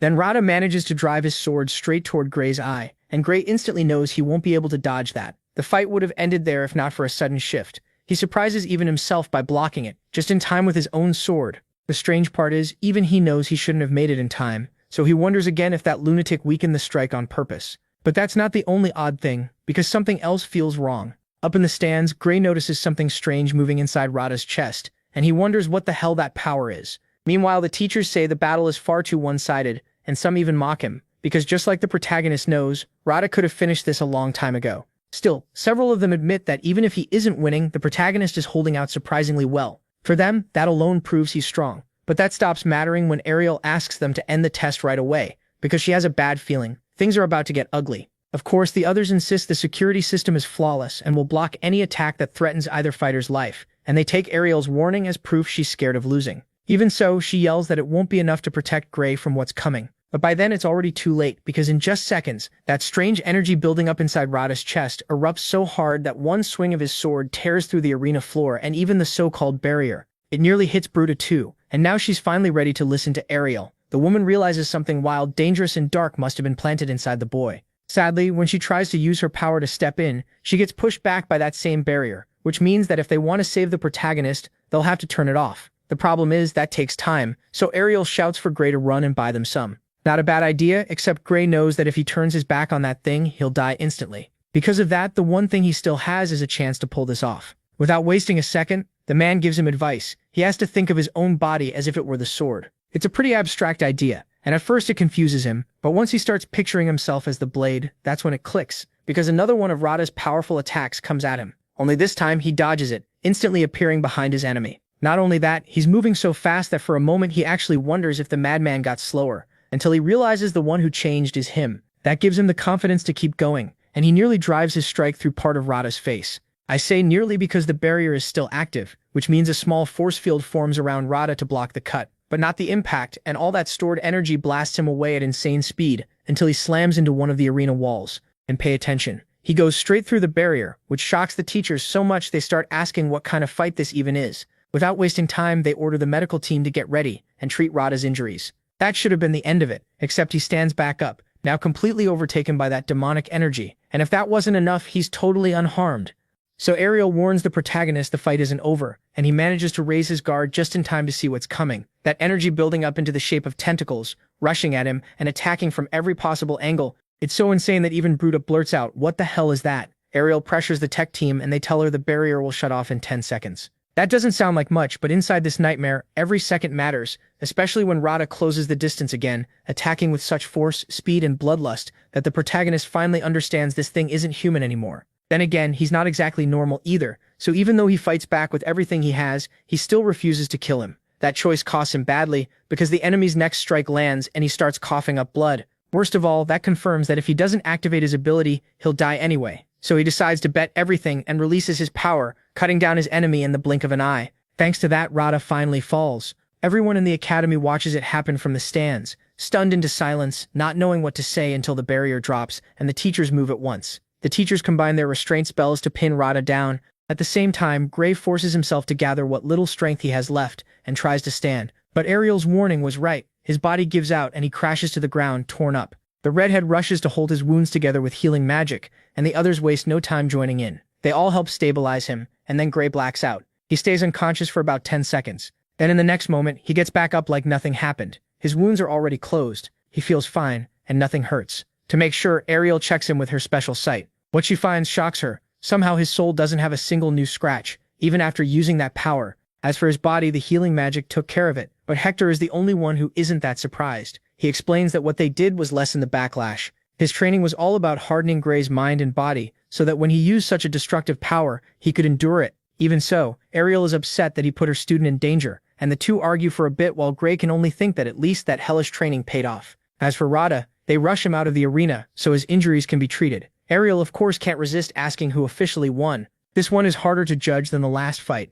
but Hector points out that Radha's inner barrier activated when Gray's strike nearly sliced his face. That means Gray won. So Gray, the first-year representative, is declared the victor, and the crowd instantly bursts into cheers. Hector takes the chance to remind the school leaders that Gray just ended a 35-year losing streak. For him, that should be more than enough proof that Ariel's divine eye doesn't make mistakes. Right away, Alexander says only an idiot would still support getting rid of the special class after what just happened. One of the professors goes even further, saying they should be ashamed for nearly throwing out a student this talented. Ariel says nothing. All she can think is, "Thank you." Meanwhile, the teachers turn to Bruta and ask if he still feels like questioning Ariel and her divine eye.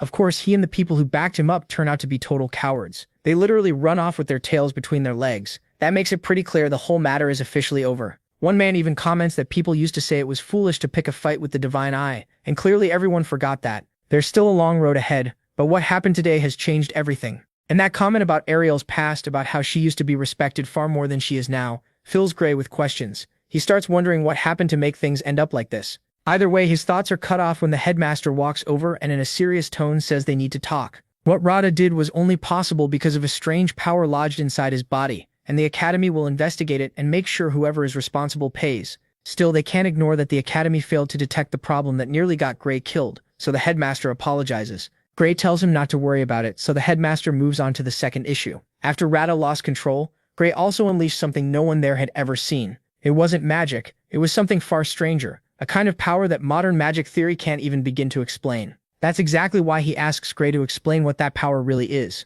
Gray quickly thinks about how much he should reveal and decides to be honest, but keep it simple. So he says he doesn't really know. Of course, to make that story work, he has to lie a little, claiming he didn't even realize he had that power until Ariel noticed it and explained the potential sleeping inside him. From a distance, the redhead hears all that and wonders what game he's playing. Gray shoots her a quick look, asking her to go along with it because if they want to stop the liquidator, she needs to stay the one in charge. Ariel understands what he means right away and steps into the conversation to back him up. She explains that even if Gray's power can't be understood through magic theory, she can still see it with her eyes, and that's why Hector put him through brutal training so he could control it. She's also been investigating it herself, which is why she wants all matters related to Gray's power left in her hands. Alexander agrees, since the Divine Eye students are technically her responsibility. He does offer to help however he can, and then they turn to something more urgent, Rada, who needs to be examined while he's treated in the infirmary. So Ariel goes with them. Later she meets up with Gray, and tells him the power they found inside Rada was almost identical to the liquidators. In other words, Bradley must have used the same crystals they found before,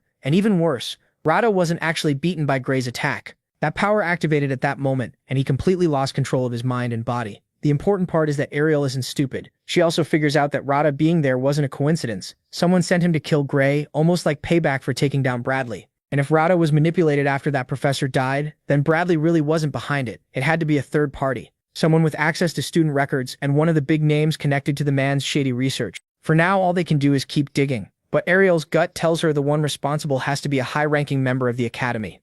So they need to be careful. For the moment, she congratulates him for learning how to use his power without damaging his soul. Then she reveals that Hector has decided it's time to move on to the next stage of his training, which will let him take his ability even further. In the next scene, Gray stands in the middle of the training field surrounded by hundreds of armored dummies. From a distance, Hector and a group of specialists warn him that this method is dangerous and incredibly painful, so he has to clearly say he agrees to everything that's about to happen. They also remind him there are safer options, just much slower ones, but Gray says he's willing to take the risk and the training begins. Gray closes his eyes and focuses on what he did last time, trying to move his body as if it were part of the sword itself. Because of that, the dark energy slowly starts flowing through him, wrapping around both the blade and his body. Then he opens his eyes again and says, "Here I come," and a second later he starts tearing through the dummies. His movements are so smooth it looks like his arm is moving with the wind itself. The problem is, no matter how amazing it looks, there's still a limit, and before he can finish destroying every target, his body gives out. Luckily, that's why all the experts are there around him. They take turns using healing magic to force his body back on its feet within minutes.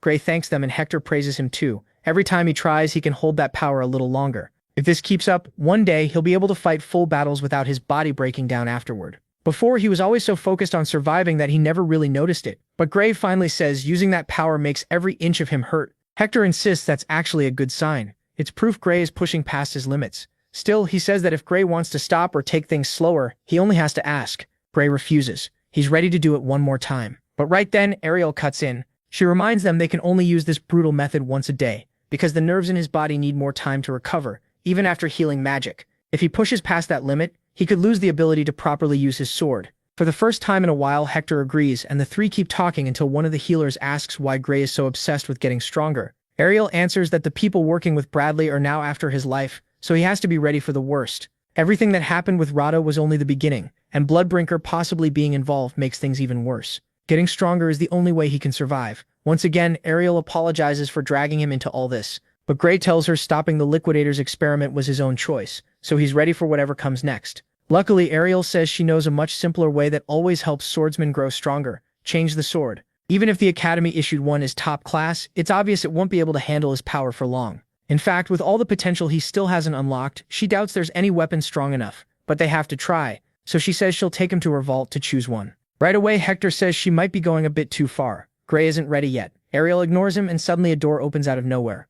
She insists he's earned this, and that's how they end up stepping through a portal that takes them straight into a massive treasure room. Every corner is packed with gold, jewels, and even strange potions. The place is so huge that even Ariel doesn't quite remember how to get to the sword section. But they finally make it, and she tells Gray their goal is to find a sword that perfectly matches his power. Hector says this is the biggest sword collection in the world, and there are so many blades that it's hard to know where to start. Ariel picks the safest plan: test one sword a day at full power, since his ability only gives them one real try daily. So first, they narrow the list down to the most promising ones. To start, Ariel shows him the sharpest sword there, a huge claymore. Gray gives it a try by swinging it through a giant wooden log. What shocks them is that he doesn't even need to use his ability or much strength to split it clean in half. The blow even cracks the floor. The sword is amazing, but it's too heavy for the way Gray usually fights. Hector points out that a sword means nothing if he can barely move it. Still, against huge, tough, slow enemies like divine beasts, it would be perfect, so Ariel tells him to keep it anyway. She'll even give him a magic storage bag so he can carry it around without dragging it everywhere. At first, Gray refuses.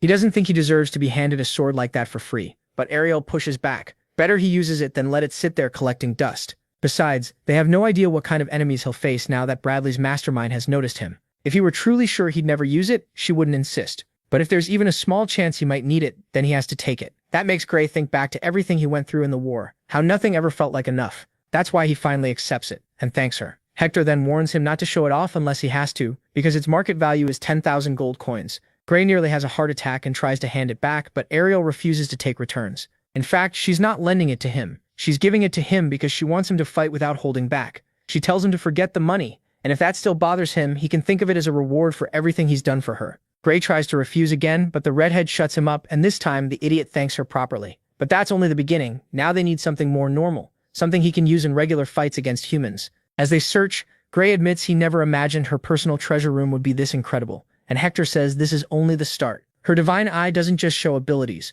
it also reveals the value of things in business chances no one else can see. In simple terms, that eye could make her as rich as she wants. Ariel tells them to stop chatting, and says that as the sword instructor, Hector should pick the next one, so he chooses the next blade. After looking around, Hector points to a simple sword so light that Gray can move with ridiculous speed. The problem is it also feels too average, and something about it seems off.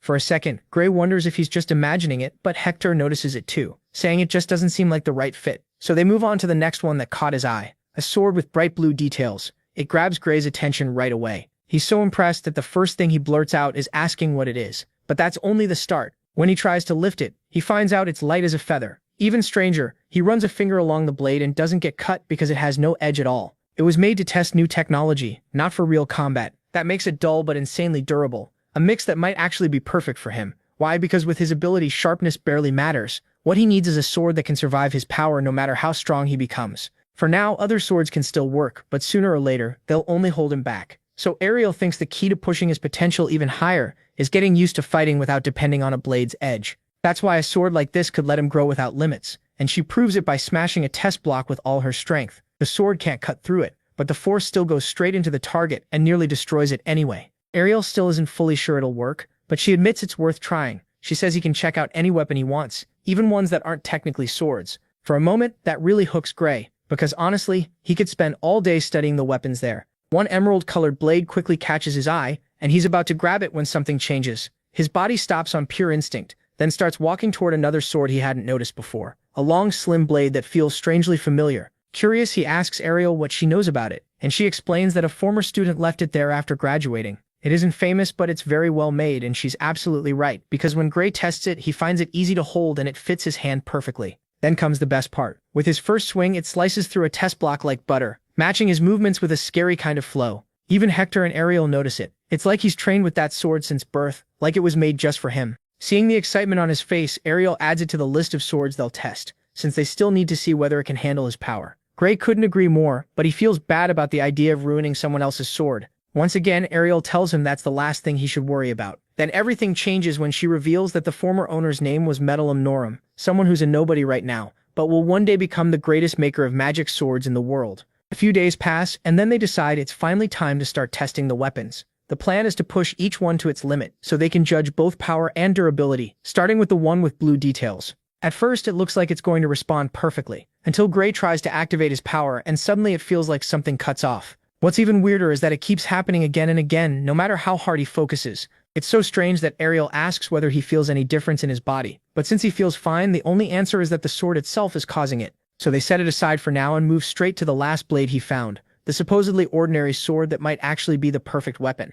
Once again, the Prota begins the routine he's been sharpening over the last few days. He tells himself that he will become one with the sword, and then releases a shocking amount of energy. This time, the good news is that he not only activates it, the power actually holds. Everything seems fine until he hears a voice whisper in his ear. While there's still time, he turns at once thinking he imagined it, but the voice keeps going, and it's coming from the sword itself. From farther away, Hector and Ariel don't notice anything strange, so the test continues as Gray tries to wipe out as many training dummies as possible. He notices that the power is the same as before, but the sword helps him control it in an incredibly smooth way. On top of that, his whole body feels unbelievably light, letting him keep going and going at a speed that even shocks the healers nearby. But they notice something else too. He isn't just fast, it feels like he's flying through battle. The biggest surprise comes seconds later, when Gray turns to strike the next target and realizes there aren't any left. Before, he could only take out half of them before passing out, but now he's destroyed all of them in record time. Even so, Ariel and the others watch him with worried faces and ask how the hell he's still standing.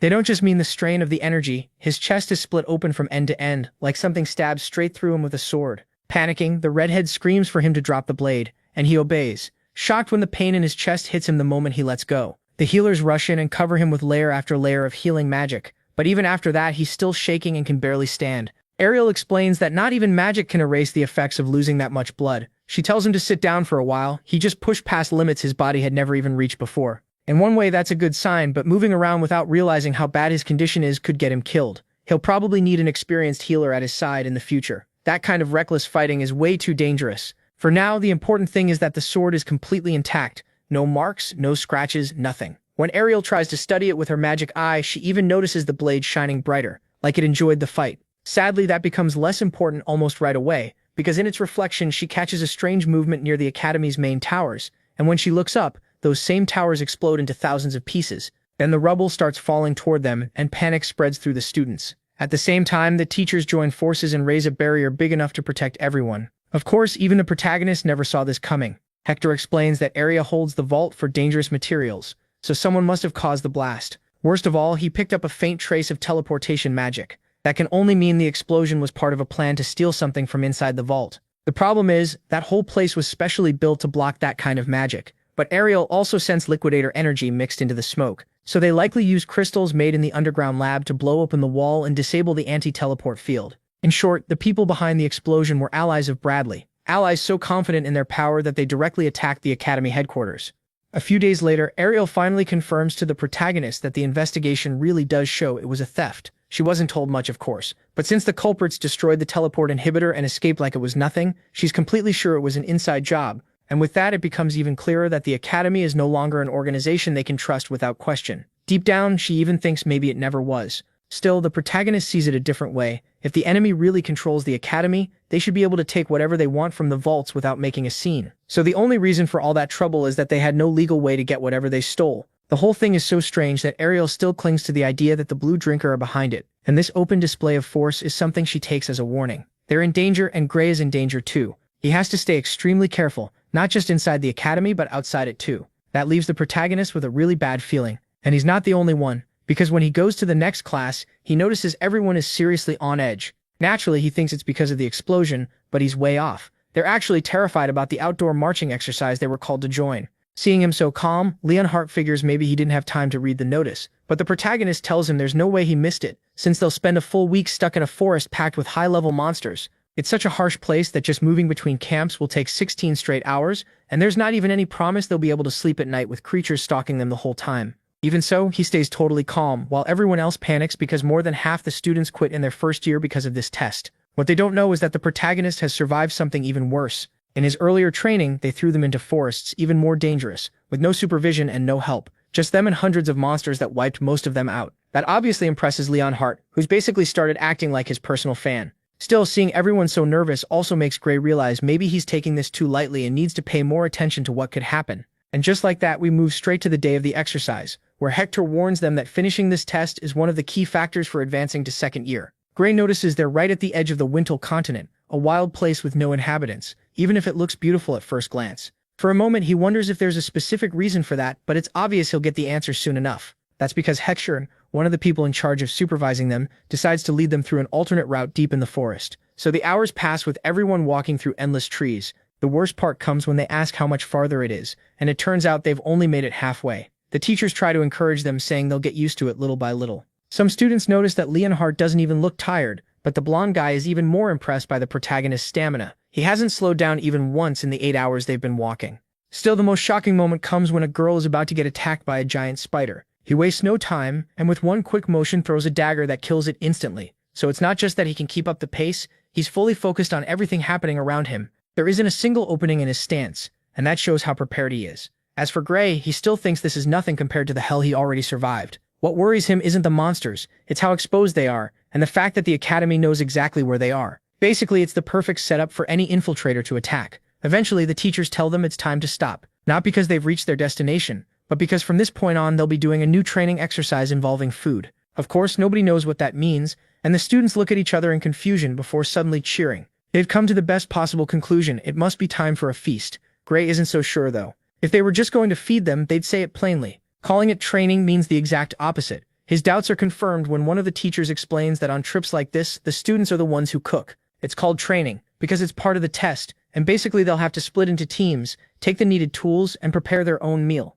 The teacher immediately summons the supplies, and then the protagonist is named leader of Squad D, with 3 others, Basque, Rumia, and Venice. That makes him pretty nervous because he assumes the others still don't take him seriously, but it turns out to be the complete opposite. The 3 walk up to him kindly, and none of them even think of saying something stupid like they won't listen to someone who didn't take the regular exam. In fact, the protagonist is the one who asks if they're okay with him being the leader, and they say of course. After what he showed the other day, it's obvious he's one of the most capable first years. So they focus on the mission, while Gray thinks this is exactly what he's worked so hard for. Then things get weird when they open the box and realize the supply crate doesn't really have supplies at all. It comes with a pot, a lighter, and that's it. They think it's a mistake until the teacher explains that in a real battle, you usually won't have food or cooking tools, so they should be grateful they even got a pot. In other words, they're on their own this time. Leonhardt tries to point out that modern missions use magical storage with everything needed to survive, but the teacher says that only applies to missions planned ahead of time. In an emergency battle, or if the supply officer dies, they'll have to manage by themselves, because the other option is dying helplessly without being able to do anything.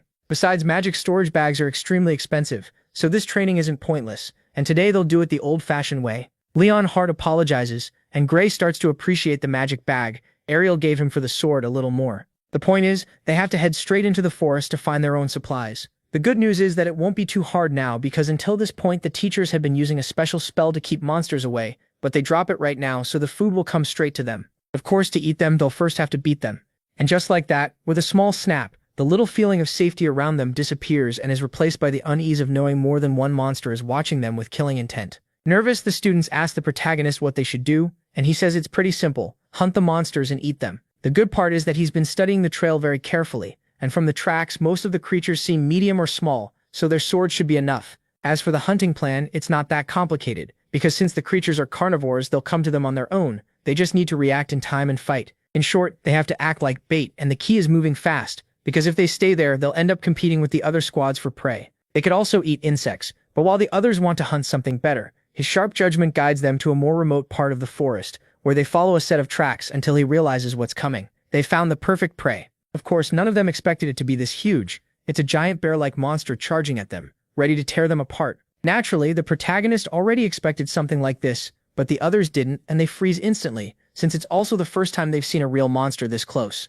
Worse yet, the creature is much faster than they expected. Even so, they still manage to dodge it just in time, and their bodies react almost instinctively to each attack. The pink-haired boy thinks this is exactly what he's trained for all this time, and after dodging another huge strike, it's his turn. He drives his sword into part of the monster's neck. Or at least that's how it seems, because right when he thinks he has it cornered, the bear swings one of its paws at him. He doesn't notice until it's only inches from his face, but luckily the protagonist reacts in time, and with one quick move tears the whole paw off. That triggers a wild, violent reaction from the creature, and with the protagonist fallen on his back beside it, the beast lashes out with an attack that would have been brutal if not for the fact that Gray already knew it would react like that. And in a matter of seconds, he cuts off its head. From a distance, all of this is seen by his teammates, who can't believe he pulled it off so easily. Then the protagonist quickly helps the pink-haired boy back up, and of course he thanks him for it. Gray warns them not to relax. Even a dying monster can still move after a fatal hit. So instead of focusing only on killing them, everyone needs to focus on staying alive. These aren't people, they're beasts that fight to the bitter end. After that, they dig into the bear meat, and it tastes way better than anyone expected.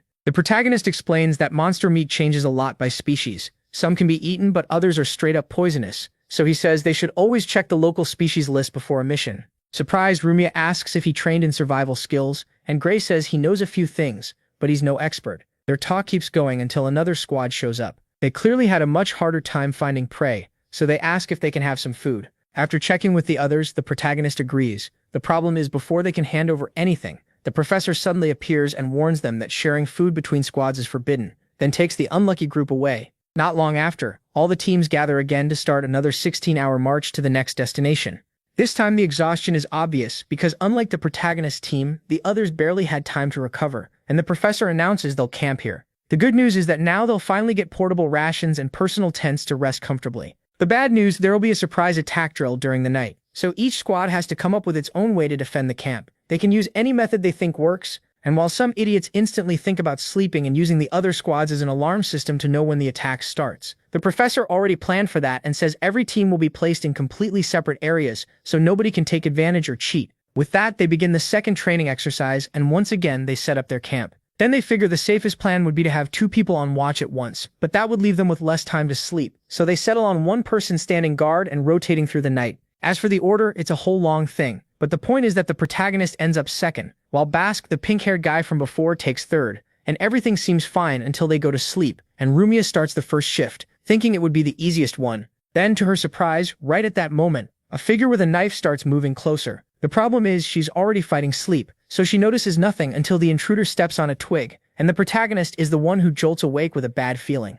No animal would move that carefully, so the enemy has to be human. Because of that, he peeks through a gap in the tent, and seeing that Rumia still hasn't reacted, he becomes even more sure that someone is out there. Right away, he remembers the warning Ariel gave him the last time they met. The people behind Bradley are after him. Even if this is probably just the planned surprise attack drill, he still has to be ready in case it's really an assassin. That's why he quietly slips out of the tent and starts checking the area around them, using the moonlight to see clearly. He follows the signs, and that brings back strong memories of the time he was personally trained by Jacob, the divine archer. Jacob taught him how to move without making noise or being noticed, stressing that the real issue wasn't sound itself, it was making sounds that felt too human. The goal was to blend in with the sounds of nature, to become part of the surroundings. Thanks to that, Gray can move in without being noticed, until he catches the intruder red-handed, and before the person can react, Gray puts a knife to his neck and warns him not to move if he wants to leave alive. First, he has to answer every question, and if he makes one useless move, Gray will kill him. He immediately demands his name and affiliation. Then comes the shock when the man turns around. It's the professor, sneaking around the camp as part of the surprise attack exercise.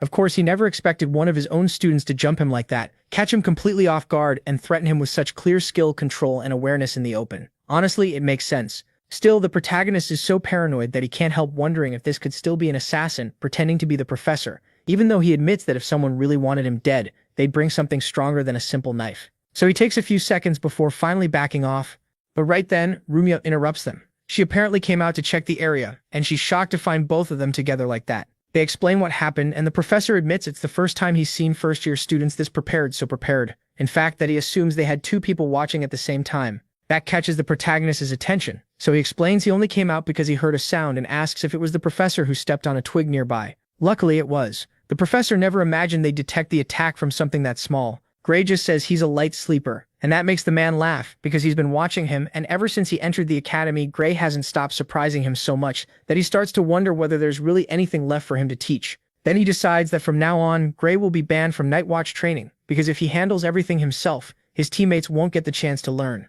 Worried, the protagonist asks if that wouldn't leave the others with even fewer hours of sleep. So the professor offers a fix. He won't attack during the hours when Gray would have been on guard. That way the rest can sleep and still prove themselves on their own. On top of that, because he did so well, the professor automatically gives the protagonist a perfect 10 for that part of the test. And with that, the matter seems settled. Or at least that's how it looks. Because as the professor walks away, he can't stop wondering whether the protagonist went through some kind of special training, what exactly he might be hiding, and who he really is. With all those questions hanging in the air, we move to the next day, when he gathers the students again to continue the march, and the strain from lost sleep, plus the wear from not resting properly, starts showing even more. Even so, the students push through and keep walking until sunset, when the professor says they've reached the next camp. The thing is, they're so worn out and traumatized that they're scared to hear what the next test will be until he tells them to relax, because today's training is over. They don't have to do anything else, and he doesn't even expect them to set up the tents because he already handled that so they can rest comfortably until the food is ready. Yes, food, because while everyone sleeps peacefully,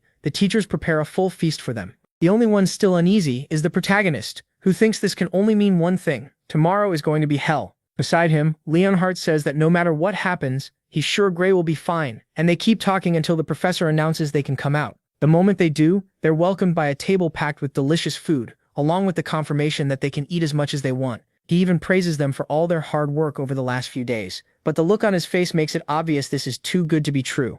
And that gets confirmed the next day, when he and the other teachers explain that they're about to begin the most dangerous part of the training, where they'll have to cross the dangerous zone of the Gastia mountain range. It's a harsh place, but things still go fairly well at first because they've recovered, have their energy back, and are moving at a fairly calm pace.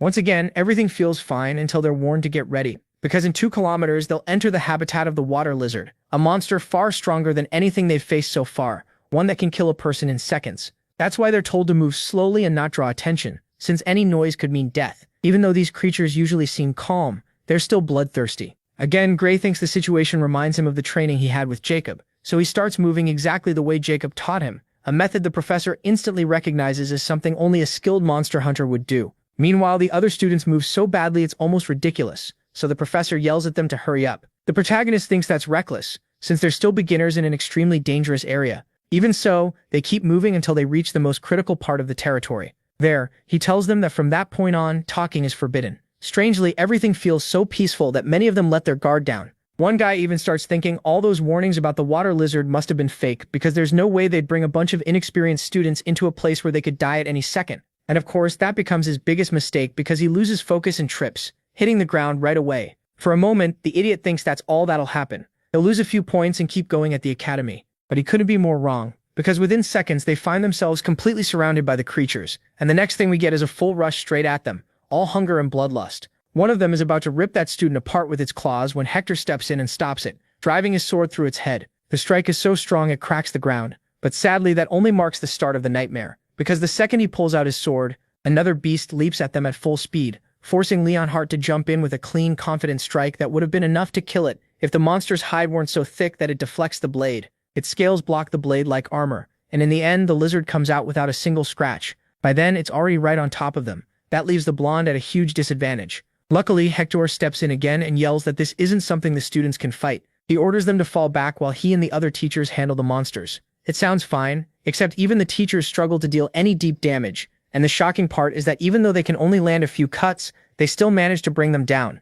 Then the mustache professor explains that during summer, water lizards carry very little water in their bodies, so even a small loss of blood can kill them. One of the boys asks if they could have beaten them during the rainy season, and the mustache man says no, they'd all be dead if that were the case. That's exactly why all this training is done at this time of year. After that, they keep moving until they finally reach the summit, and Hector congratulates them. Even with that setback, they made it. Leonhardt says the hardest part wasn't the brutal path itself, but the stress of crossing it without making even the tiniest sound. And that's the whole point of the training, which becomes obvious when they look at Gray. He's calmer than ever since war already trained him for situations like this.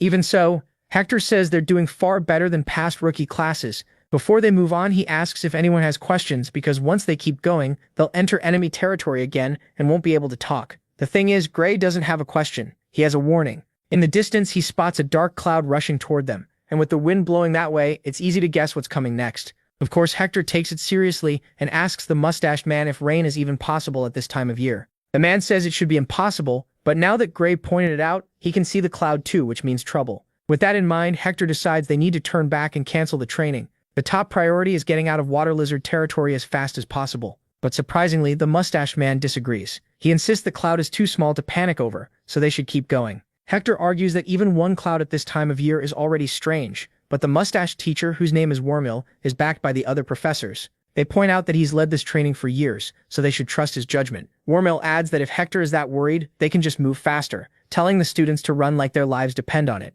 Still, there won't be time to fight any monsters, so they have to be even quieter. The problem is, just like Hector feared, less than 10 minutes pass before it starts pouring rain, something completely unnatural for this season. It's so strange that he starts wondering if the rain is being caused by someone, and as if that wasn't enough, Wormill starts talking out loud about how shocked he is, even though everyone knows they can't make noise. So Gray walks over and tells him to be quiet, but the idiot keeps talking until the obvious finally happens. A water lizard appears behind him, ready to kill. Worst of all, just like they were warned, this one moves much faster than before, and Wormill barely manages to dodge it. Still, he does avoid the hit and draws his sword just in time to strike back, piercing the creature's arm and making it spill plenty of blood. But it doesn't fall. Instead, it turns even more savage, glaring at him like he made a huge mistake. A second later, the beast counters, snapping its tail like a whip, but even though Wormill stabs it again, it still isn't enough. The force of the blow sends him flying across the forest, and he slams straight into a giant rock. Several seconds pass before he manages to stand, shaking from the effort. Of course, the students can hardly believe one of their teachers is getting beaten that easily. Even Gray thinks his reflexes should be fast enough to dodge that, which can only mean this lizard is far stronger than any they've faced before. By now, it's obvious every warning about the water lizards and the rain was true, so the remaining teachers quickly form a special formation meant to pin it down in a 4-on-1 fight, where in theory they should have the advantage. The problem is that even though each of them lands careful strikes on key parts of its body, the creature keeps fighting like nothing happened. Then it breaks through Wormill's guard again, knocking him to the ground completely helpless, and this time the monster is faster. Without wasting a second, it jumps at him to finish him off, but it's stopped by Hector's sword, which slices through its neck in one clean hit before it's too late. Things are so bad that even they seem surprised they actually managed to kill it. Hector warns that this is no time to relax because not even the teachers are strong enough to come out of this unharmed. The mustache man agrees and tells one of the female teachers to cast an emergency teleport spell so they can get out before it's too late. The problem is, she says she's been trying for a while, but for some reason it won't work. When the others try, they get the same result. It's clear something or someone is blocking their teleport magic on purpose, and combined with the fact that rain started when that should be impossible, it can only mean whoever is behind this is targeting them more, specifically this whole expedition. Wormhole starts to panic and asks what they should do. Another teacher says trying to cross the zone in this rain is certain death, so maybe they should make camp and wait for the storm to end. That sounds reasonable, except if the rain is artificial, there's a good chance it won't stop until they're all dead. That starts a long argument, because both options have their own pros and cons. They really seem trapped. Then Gray tells them that as long as there's healing magic, he can fight, because with his ability their odds of surviving go up. Hector admits he has a point, but neither of them can promise Gray will last until they reach the exit. Still, staying there means dying, so even with the risk of pushing his powers too hard, Gray insists this is the perfect chance to train and push past his limits in a real life or death situation. It's also the only plan they have, and when Hector tries to refuse, Gray corners him by asking if he really values his own life more than the dozens of students who could die there if they do nothing. That instantly reminds Hector that Ariel had already warned him about Gray's habit of wanting to sacrifice himself every chance he gets, and he also remembers the desperate look on her face when she asked him to protect the boy. Even so, he has no choice but to accept, asking him to. But right then, they get cut off by Wormhole, who insists it's insane to trust so many lives to a single student. Hector says they haven't seen everything Gray can do, and since they don't have many options, he suggests they take the risk together and trust in Gray's power. Some of them seem to consider it, but Wormhole doesn't budge. As another option, he orders some of the teachers to use communication magic to send a rescue request to Academy headquarters, thinking it's safer to wait than try to escape with just one student. And even though communication is blocked too, the teacher he asked insists he managed to send the message. The problem is, instead of calming things down, Wormhole accuses Hector of being reckless and willing to put the students in danger,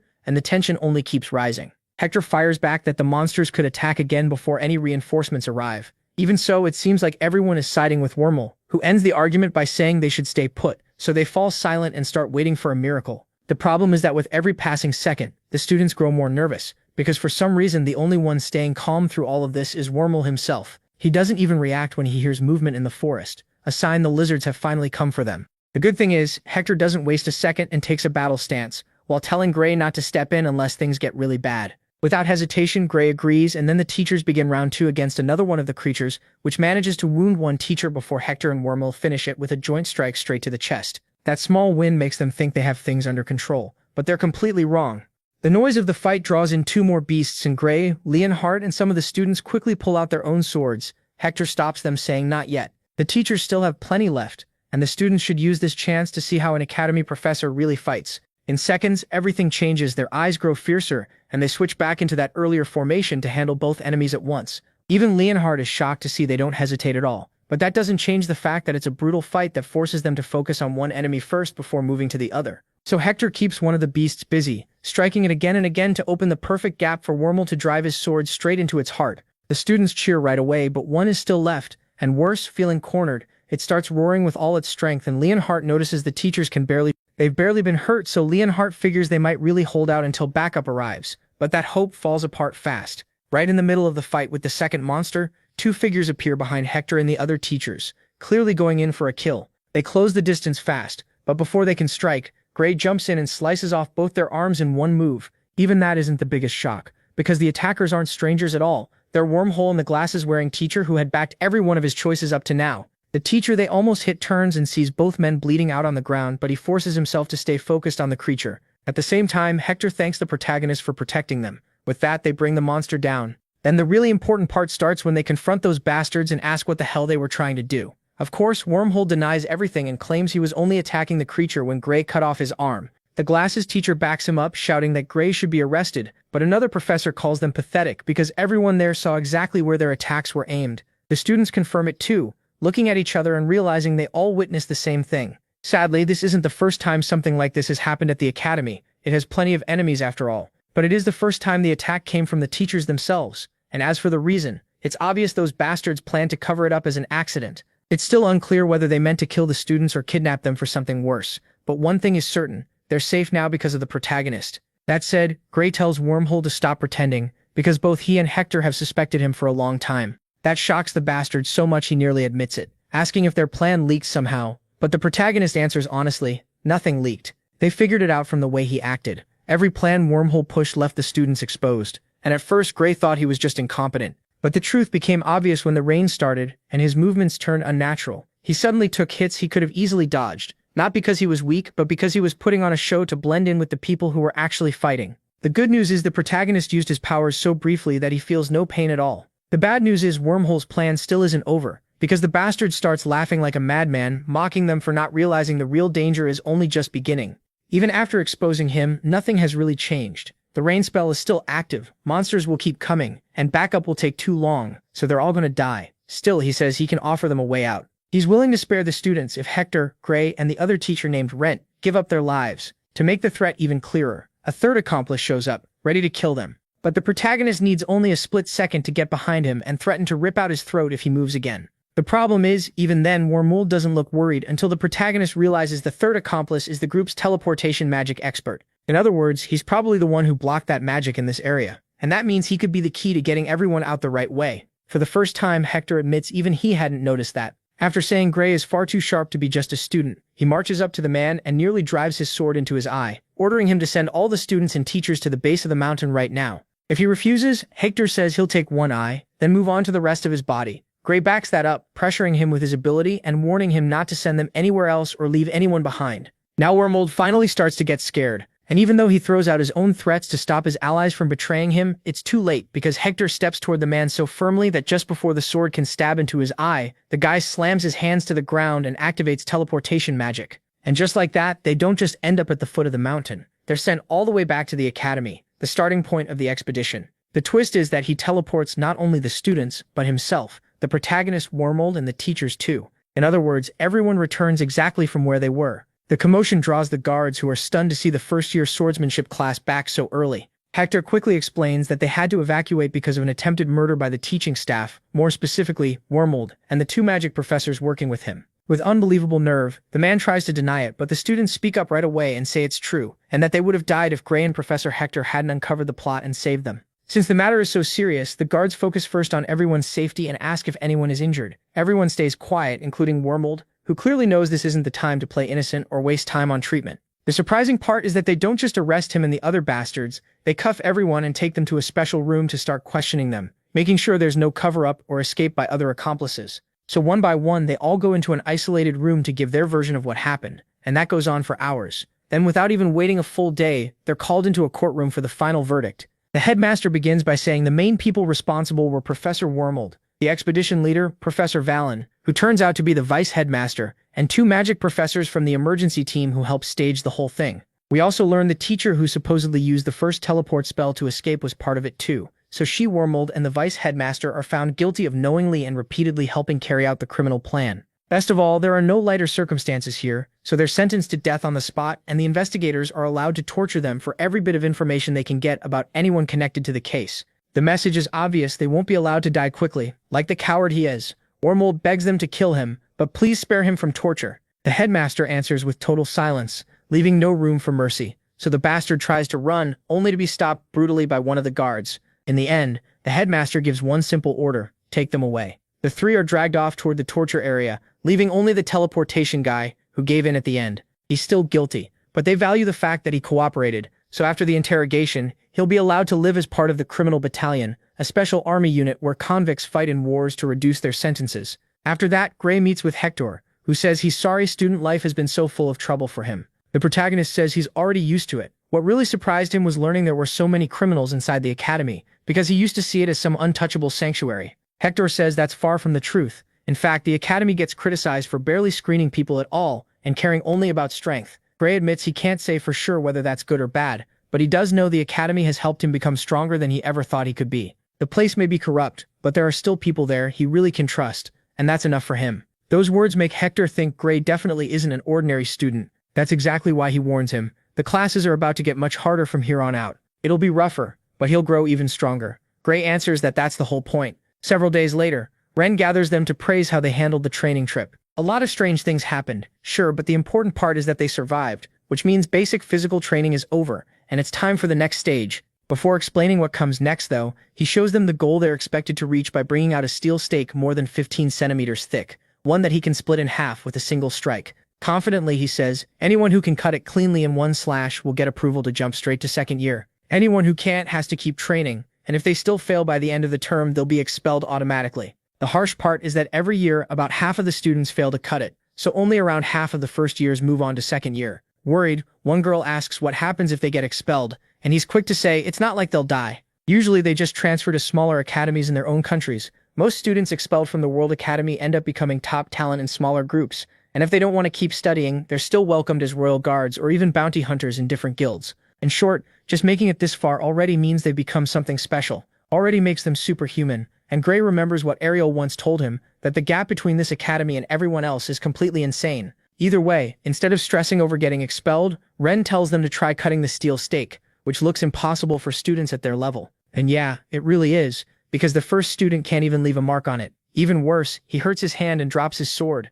That last part makes Ren mad. He says a swordsman should hold on to his blade until death. Gray asks if there are any limits on what sword they can use, thinking Ariel's sword might let him cut it. The teacher quickly shuts that down. Only standard swords are allowed for this test. Gray knows he could probably do it by using his power, but his pride won't let him. If other people have done it without extra help, then he can too. More than that, if he reaches the point where he can pull this off, then no one would be able to stop him, not even the liquidator himself. So basically, he just has to get stronger. As if he could hear his thoughts, the teacher says they don't need superhuman tricks for this. Just practice, and one thing that separates beginners from pros, vital force infusion. That's the real key to reaching second year. They need to learn how to send the vital force inside their bodies into their swords. Gray had heard of that in his past life, and now he realizes that's why swordsmen from this academy are so much stronger than everyone else. Luckily, Ren is going to teach them. He says the trick is to use a demonic sword that drains their life force, which helps them get used to the feeling until it starts happening naturally. Then he asks if anyone wants to test it first, but the words demonic sword scare most of them, and in the end, only 2 students raise their hands. Gray, desperate to get stronger, and Leonhardt, who's still upset that he couldn't do anything against the water lizard, even though he was the strongest student. In the end, the teacher picks the blonde one. The moment he grabs it, he feels his strength being drained little by little. Since he's still a beginner, he shouldn't hold it long, so the teacher tells him to hurry, and to everyone's shock, he actually cuts the stake. He's not strong enough to slice all the way through, but he does manage to leave a very deep cut, and everyone is seriously impressed, until he suddenly drops to the ground. The others rush to help, but Ren tells them not to worry. Everyone goes through this at first, they just need rest to recover the energy the sword stole. He's actually impressed Leonhardt lasted that long with it in his hands. That's what he'd expect from the top student. After that, it's Gray's turn, and he steps forward without hesitation. Even after watching the blonde guy drop like a sack of potatoes, he makes one clean move, draws the sword, and immediately feels himself getting weaker by the second, so he rushes to land his strike. To everyone's surprise, he manages to cut through almost the entire stake. Of course, he still has a long way to go, so he puts the sword away before passing out. Ren is stunned, because it's the first time a student has stayed standing after doing that. Gray can only credit Hector's training, which basically pushes his body past its limit. Curious to see how far he can go, Ren asks him to try again. This time, though, he not only fails to leave a scratch, but also drops flat to the ground because his body is already at its limit. Ren uses that to explain that this is a secret technique taught only at the World Academy. Then he asks if they know why. Rumi quickly guesses it's because it's too dangerous, but the truth is no one has ever died from using that sword itself. The blonde student says maybe it's because the sword is too valuable to leave somewhere ordinary. Ren says that's partly true, but not the main reason. These swords have existed for decades, and you can even find them in markets in cities all over the world. They used to be used a lot, and that ended up causing many deaths. Gray realizes the reason is more complicated. If you don't use them right, you could pass out in the middle of a battle. And even if the sword doesn't kill you directly, the weakness it causes turns any beginner into easy prey for a smart enemy. Ren says that's exactly right, and that's why they only use them inside the academy as training tools, so students can get used to the process and eventually learn how to move safe amounts of their own vital force into normal swords, getting the benefits of the demonic sword without the danger. If they do well enough, they'll even be allowed to use it and practice on their own without a teacher there. They just have to make sure they don't overdo it or miss class because they passed out somewhere. With that, the lesson ends. Gray stays on the ground a little longer, thinking this is a lot like his own power. It's an amazing force, but useless if he can't control it. Even though he's improved, every time he uses it at full power, he still needs someone nearby to help him recover. That won't work long term, and it definitely won't work in the real world. He needs something he can use by himself. He has to grow stronger so he can handle the side effects, and in that moment he realizes coming to the academy was absolutely the right choice. For a second, he even wonders if he could combine this vital force technique with his own power, and starts asking himself how far he could go with something like that in his hands. Keeping that idea in mind, several days pass, and next Gray is training like crazy with the sword. He still hasn't managed to cut all the way through, but he's made a method where he uses it, then only needs about 3 minutes of rest before trying again. It's obvious he's starting to get the hang of it, and he thinks it might be time to try a normal sword. But the assistant watching him notices what he's about to do and stops him, because Ariel herself said she wanted to be there the moment he pulled it off. Gray assumes she's probably busy and says he shouldn't bother her, but he's surprised when the man explains that she cleared her whole schedule because she had a feeling he would master the sword that very day. The strange part is that Ariel doesn't come alone. She brings a hooded woman with her, supposedly there to heal him if something goes wrong. Without asking more questions, Gray decides to make one last attempt with the demonic sword before switching to a normal one, this time focusing completely on copying the feeling of his vital force flowing through the weapon. It sounds very abstract, but the intense look on his face catches Ariel's attention. She watches closely as he pulls out a normal sword and focuses so hard that she can literally see blue energy vital force spreading from his heart, covering his body and eventually reaching his arm. But even though he's doing great, something goes wrong. Suddenly his own body resists it, and dark energy starts taking over his body, proving that the power inside him is the opposite of vital force. For a moment it looks like it's going to reject it completely. Then something even stranger happens. The two start to mix, and it happens on its own. The voice behind the sealed door urges him to give it more, to the point that it starts pulling in all his vital force against his will, like a stronger version of the demonic sword, except this time he can't let go at the right moment. Seeing what's happening, Ariel gives only one order: do it. Without hesitating for even a second, the assistant tears off Gray's arm. It almost instantly turns to dust from the overload of dark energy. Strangely, Ariel had already expected something like this might happen, because the hooded woman uses incredibly strong magic that not only stops the bleeding, but can even regrow lost limbs, restoring Gray's arm to normal. It starts with the bones, then the muscle, then the skin. Even Ariel looks deeply impressed when she sees it happen. The woman tells her she shouldn't be, since Ariel was the one who discovered her power in the first place. Then she simply leaves. Hours pass, and then Gray wakes up, confused.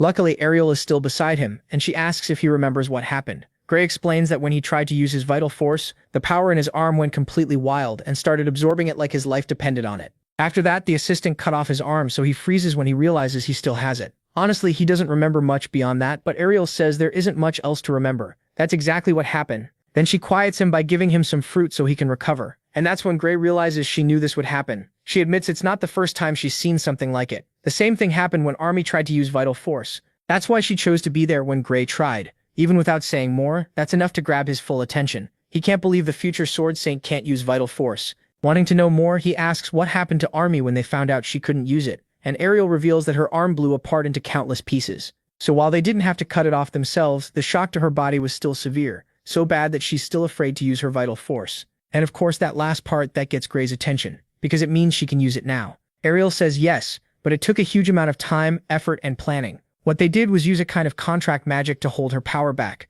Then she trained using only life force. After that, they slowly loosened the contract until her power and life force could exist together, and in the end, she learned to use them separately. Gray gets excited, thinking the same method might work for him, but Ariel shuts that down right away. Normal contract magic could never suppress something as abnormal as his power, so they need another solution, and no matter how much they think about it, none comes to mind. She does feel that if he trains hard enough, he might learn to draw out only his life force. Still, he'd have to do it very carefully, and even then the risk is way too high. Gray insists he's ready to lose his arm as many times as it takes. They could always have an experienced healer there to help every time, but Ariel says he could also just give up and stop trying to use life force at all. His current power is already enough to get through second year. The problem is, Gray wants more than that, so giving up on getting stronger isn't an option. As crazy as it sounds, Ariel agrees and promises to find a healer and an assistant to help whenever needed, while he focuses on improving his sense for drawing out life force. Of course, she warns him this training will be completely insane beyond anything they've done so far. Even so, she believes he can do it. A few days later, we move to the training field, where a couple of first-year students are heading out for a well-earned break. Then they spot Gray striking a steel stake again and again. At first, they can't believe it. Using life force for that long without passing out sounds impossible. But what shocks them most is that he's been doing it all morning.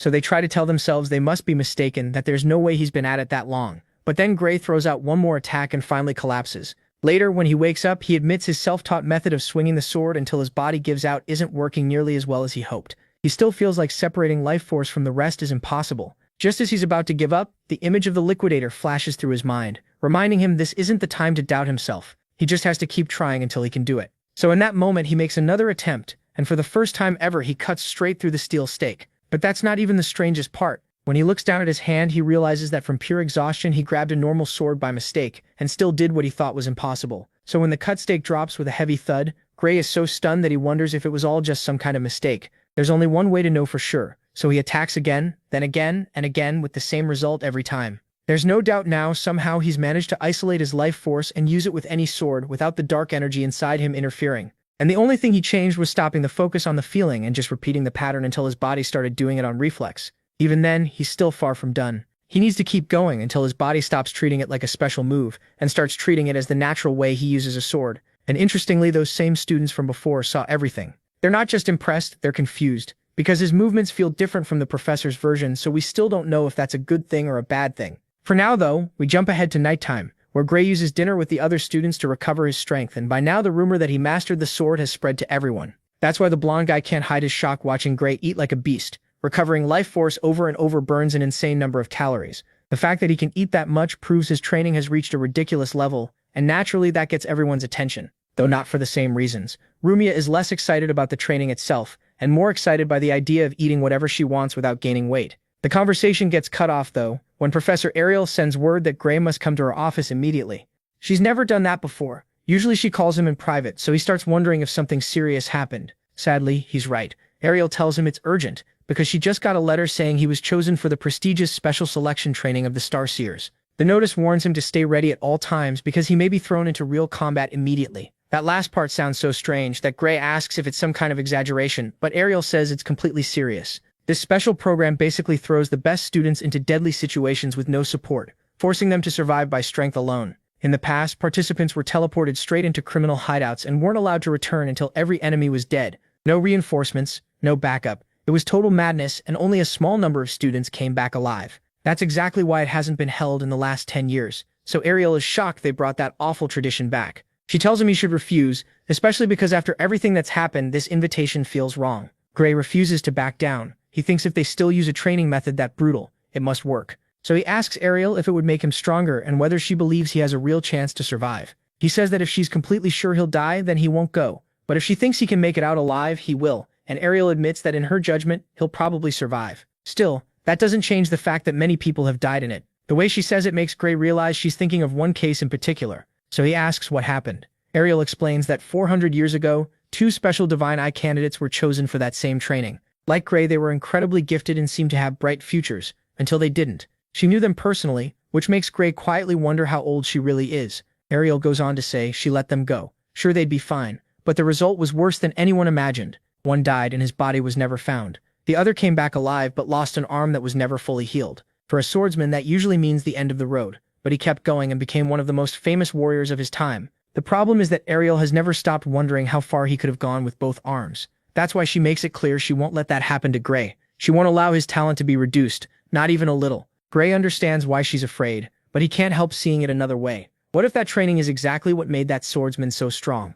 The thing is, Ariel already thought about that long ago. She only told him the story to talk him out of it, and her silence is so heavy that Gray can tell he's right. Even then, Ariel keeps trying and warns him that this training has killed countless students. Joining it, she says, is basically as risky as letting Bradley operate on him. The problem is, that only makes Gray think of how absurdly strong Bella became after the surgery in the other timeline. So if he has to take a small risk to reach that level, he'll do it. Of course, none of that matters if he dies, but before he can say he's made up his mind, they're interrupted by an assistant delivering a letter from Central Command, the top people who run the academy. They're so important that even Ariel, respected as she is, doesn't know most of their faces. To be honest, she's not even sure they're human. She asks Gray to stay while she reads it, and strangely enough, the letter is about him. It says they know she'll probably try to cancel his training, and want to make a few things clear first. Apparently there are 2 kinds of training. One raises people to a decent level of strength, and everyone survives. The other kills 8 out of every 10 students, but the 2 who live come back stronger than all 10 were before. Then in a cold tone, they ask which kind she wants for Gray. But it's only a formality, because they make it clear she has no power to refuse.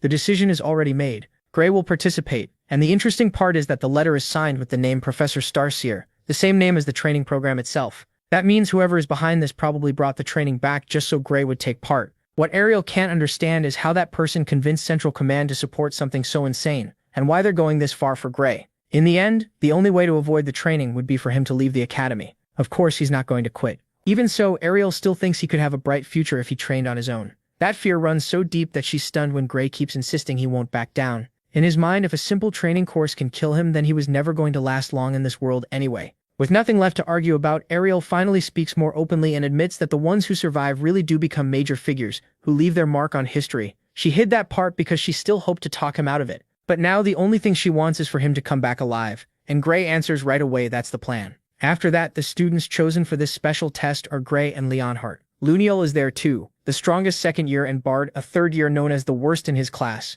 The four are called into an empty room, where a hooded woman explains that Starseer never meets students face to face. She'll be speaking for him, and she gets straight to it. Their mission is to raid a human trafficking base run by the Bloodbrinkers. It's empty of captives right now, so there's no danger to civilians. But they need to remember this is a criminal group. That means the mission ends only when every enemy there is dead. After hearing that, Luniel asks if this isn't supposed to be work for real soldiers. The woman agrees but says that's exactly why they're being sent. They need real battlefield experience. Then Bard asks if it's true they'll have no supervision. She says yes, completely true. They'll go in alone with no resources, no backup, and no one protecting them. They won't even be allowed to keep the defensive magic collars around their necks. Bard points out that as a third year he should already be stronger than plenty of teachers, until Leonhardt reminds everyone that Gray already beat 2 teachers before. Ignoring the tension, the woman says that if there are no more questions, they'll be sent to the combat zone in exactly 2 hours. During that time, they're to study all the mission details they've been given. Bard notices their drop point is right in the middle of enemy territory. That's not just bad, it makes no sense, since a base like that should have an anti-teleport barrier stopping anyone from getting in. Gray asks how they're supposed to reach it, and the woman explains the base usually does have a barrier, but they manage to destroy part of it from far away, opening a gap that will last about 10 hours. That's why they have to wipe out the base before then. Still, there's a catch. Because of that attack, the enemy already knows they're coming. They're on full alert and fully ready for whatever comes next, making the mission far more dangerous than they first thought. Keeping that in mind, Bard says they need a strategy, and Luniel agrees, asking everyone to explain their abilities so they know what each person can do. But then Bard says that won't be necessary. He only has to look at them to know who's the strongest. In fact, he claims Luniel would need 2 copies of himself just to maybe beat him. As for Leonhardt and Gray, he says they're about on the same level. That kind of confidence leaves all 3 boys confused, because as far as they knew, he was the weakest third year. Like he can read their thoughts, Bard tells them to test him whenever they want. He doesn't need any safety rules, they can just attack. Now Luniel really gets mad, steps forward, and strikes from behind. To everyone's shock, Bard blocks it with one hand. Luniel is no weakling, yet Bard somehow makes him look like a beginner. With just one swing of his sword, he sends him flying across the room. The woman watching from the side laughs, and Bard uses the moment to make one thing clear. The gap between a second year and a third year is huge. Gray still can't believe this guy is really supposed to be the weakest of his year. Then Bard quickly adds an important detail. Everything he said only applies to normal sword fighting with life force. If Gray uses his special ability, he'd probably turn him into mush with a single hit. Everyone knows that famous power very well, and while Bard is impressed by what Gray pulled off in the second-year tournament, he also knows the power comes with a side effect, so he tells Gray not to rely on it during this mission. Gray agrees, since if he uses it at full strength, he won't be able to keep fighting, so they decide he'll only use it if there's no other choice. With that settled, Bard starts laying out the plan. When only 30 minutes remain before teleportation, he explains that since they know the enemy positions, the best move is to split up. He tells each of them where to go based on their own fighting styles. He doesn't explain much beyond that, so Leonhardt asks why Gray is being sent to that section in particular, the area for special designation criminals. In other words, Bard is sending him to the most dangerous part of the entire base, packed with insanely powerful criminals, including some former academy students. Bard admits he's right. Gray is being sent straight into the lion's den, but there's a reason for that. If Bard's suspicion is correct, there's a criminal there that neither he, Leonhardt, nor Luniel can defeat. If they try, they'll die for sure. The only one with a real chance is Gray. That reminds Gray that people with monstrous strength exist in this world, the kind who can wipe out thousands of normal soldiers in seconds. Most of them become heroes who fight for humanity, but when that power is used for crime, you get special designation criminals, monsters a student would normally have no chance against. Bard explains that even the weakest criminal in that group is far stronger than any teacher who supervises first and second year students. That's exactly why they need Gray's power, someone with a trump card that gives them at least a shot if things go wrong. Leonhardt still disagrees and says that against someone so strong, they should use numbers. That does make sense, until Bard reminds him that against a monster like that, none of them would last even a second. They'd only get in the way and risk dying for nothing. When the power gap is that huge, numbers mean nothing. Humans fight humans, and monsters fight monsters. Leonhardt raises another good point. Even if Gray wins, he'll be in such bad shape that he'll need one of them there to help him. But what he hasn't taken into account is that if they stay grouped together, the enemy will surround them and kill them instantly. Their only way to survive is to split up and never stop moving. Luniel suggests going in pairs, but Bard shuts that down right away. He didn't ask for opinions. He says this isn't about being the strongest, it's about experience, and this is the only way to win. Gray thinks the plan has way too many holes, but with only 10 minutes left before the mission starts, there's no point arguing. The best thing he can do is keep everyone calm and go along with it. Seeing that Gray has no objections, Lunao finally accepts the plan.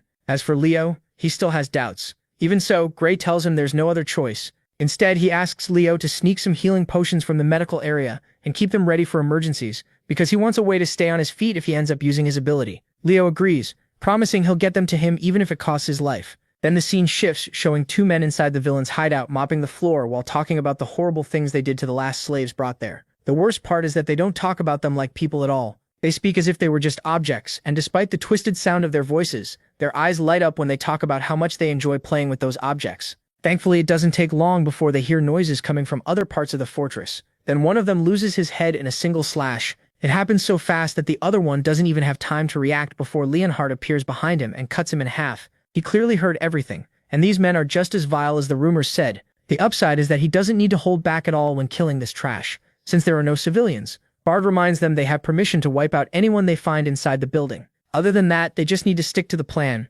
Without another word, the operation begins, and the four of them split up. Gray charges straight down a hallway packed with enemies. They assume he came alone and threaten to kill him, but then one man steps in, insisting he'll handle Gray himself. What nobody expected was for Gray to cut him clean in half mid-sentence, at such insane speed that the others don't even see it happen. Gray realizes these thugs are much weaker than he expected, and he starts wondering if it's some kind of trick to make him lower his guard. But as the minutes pass and the scum keep dropping like flies, he realizes they really do have a good chance to win. At the same time, the enemies notice the madman in the uniform and realize the threat is more serious than ever, so one of the leaders orders his men to keep their distance because just like Bard warned, if they bunch up, they're more likely to all get killed. Then one soldier tries to strike Gray from behind, but Gray jams a sword through his mouth, skewering him on the spot. That alone is enough to tell them they need a better plan. The problem is there are so many of them that a lot still think they can win if they all rush him at once. But even 10 against 1, with a mage helping them, they still can't land a single hit. Gray slips past every ether bullet with a few quick moves, and the attack is so basic that he keeps pushing forward through it, gets close and slices the guy's chest open. Once again, he thinks they're way too weak to belong to such a famous criminal group, and part of him still believes they aren't fighting seriously. But the killing intent in their eyes says otherwise. They really do want him dead, and they move like people used to murder. Each of them has probably killed at least 10 people before, which makes it even stranger that they're this weak. A few minutes later, he's already taken out most of them, and when the next wave shows up, he finally understands his mistake. He was comparing them to academy students. Even the weakest first year could wipe out these idiots in no time, so Gray focuses on moving ahead as fast as he can. At this pace, he thinks he can do it. The only real danger is the special designation criminal, who still hasn't appeared. Eventually, Gray kills everyone except the leader, a coward who immediately tries to bargain and says he has an offer. Gray isn't dumb enough to trust him, but he lets him talk in case he learns something useful. The man offers him a spot as one of the organization's elite enforcers. Since it's the first time Gray has heard of that, he asks for details and the guy keeps talking. He says it's the best job in the Blue Drinkers, because their only job is killing intruders. The normal members couldn't stop. It also comes with good pay, booze, women, whatever he wants. According to him, that's far better than anything the Academy can give, and Gray is already strong enough anyway. But Gray knows that's a lie, so he asks what happens if he refuses. Calmly, the man says Gray can kill him if he wants, but he wouldn't recommend it, because then Gray will die too. He warns him that the elite enforcer tied to this World Academy actually made it to 3rd year, and even back then was stronger than most teachers. So his choice is simple: a life of luxury, or certain death. Without hesitation, Gray says it's actually a very easy question. He chooses neither, because he's going to kill this man and anyone else who gets in his way.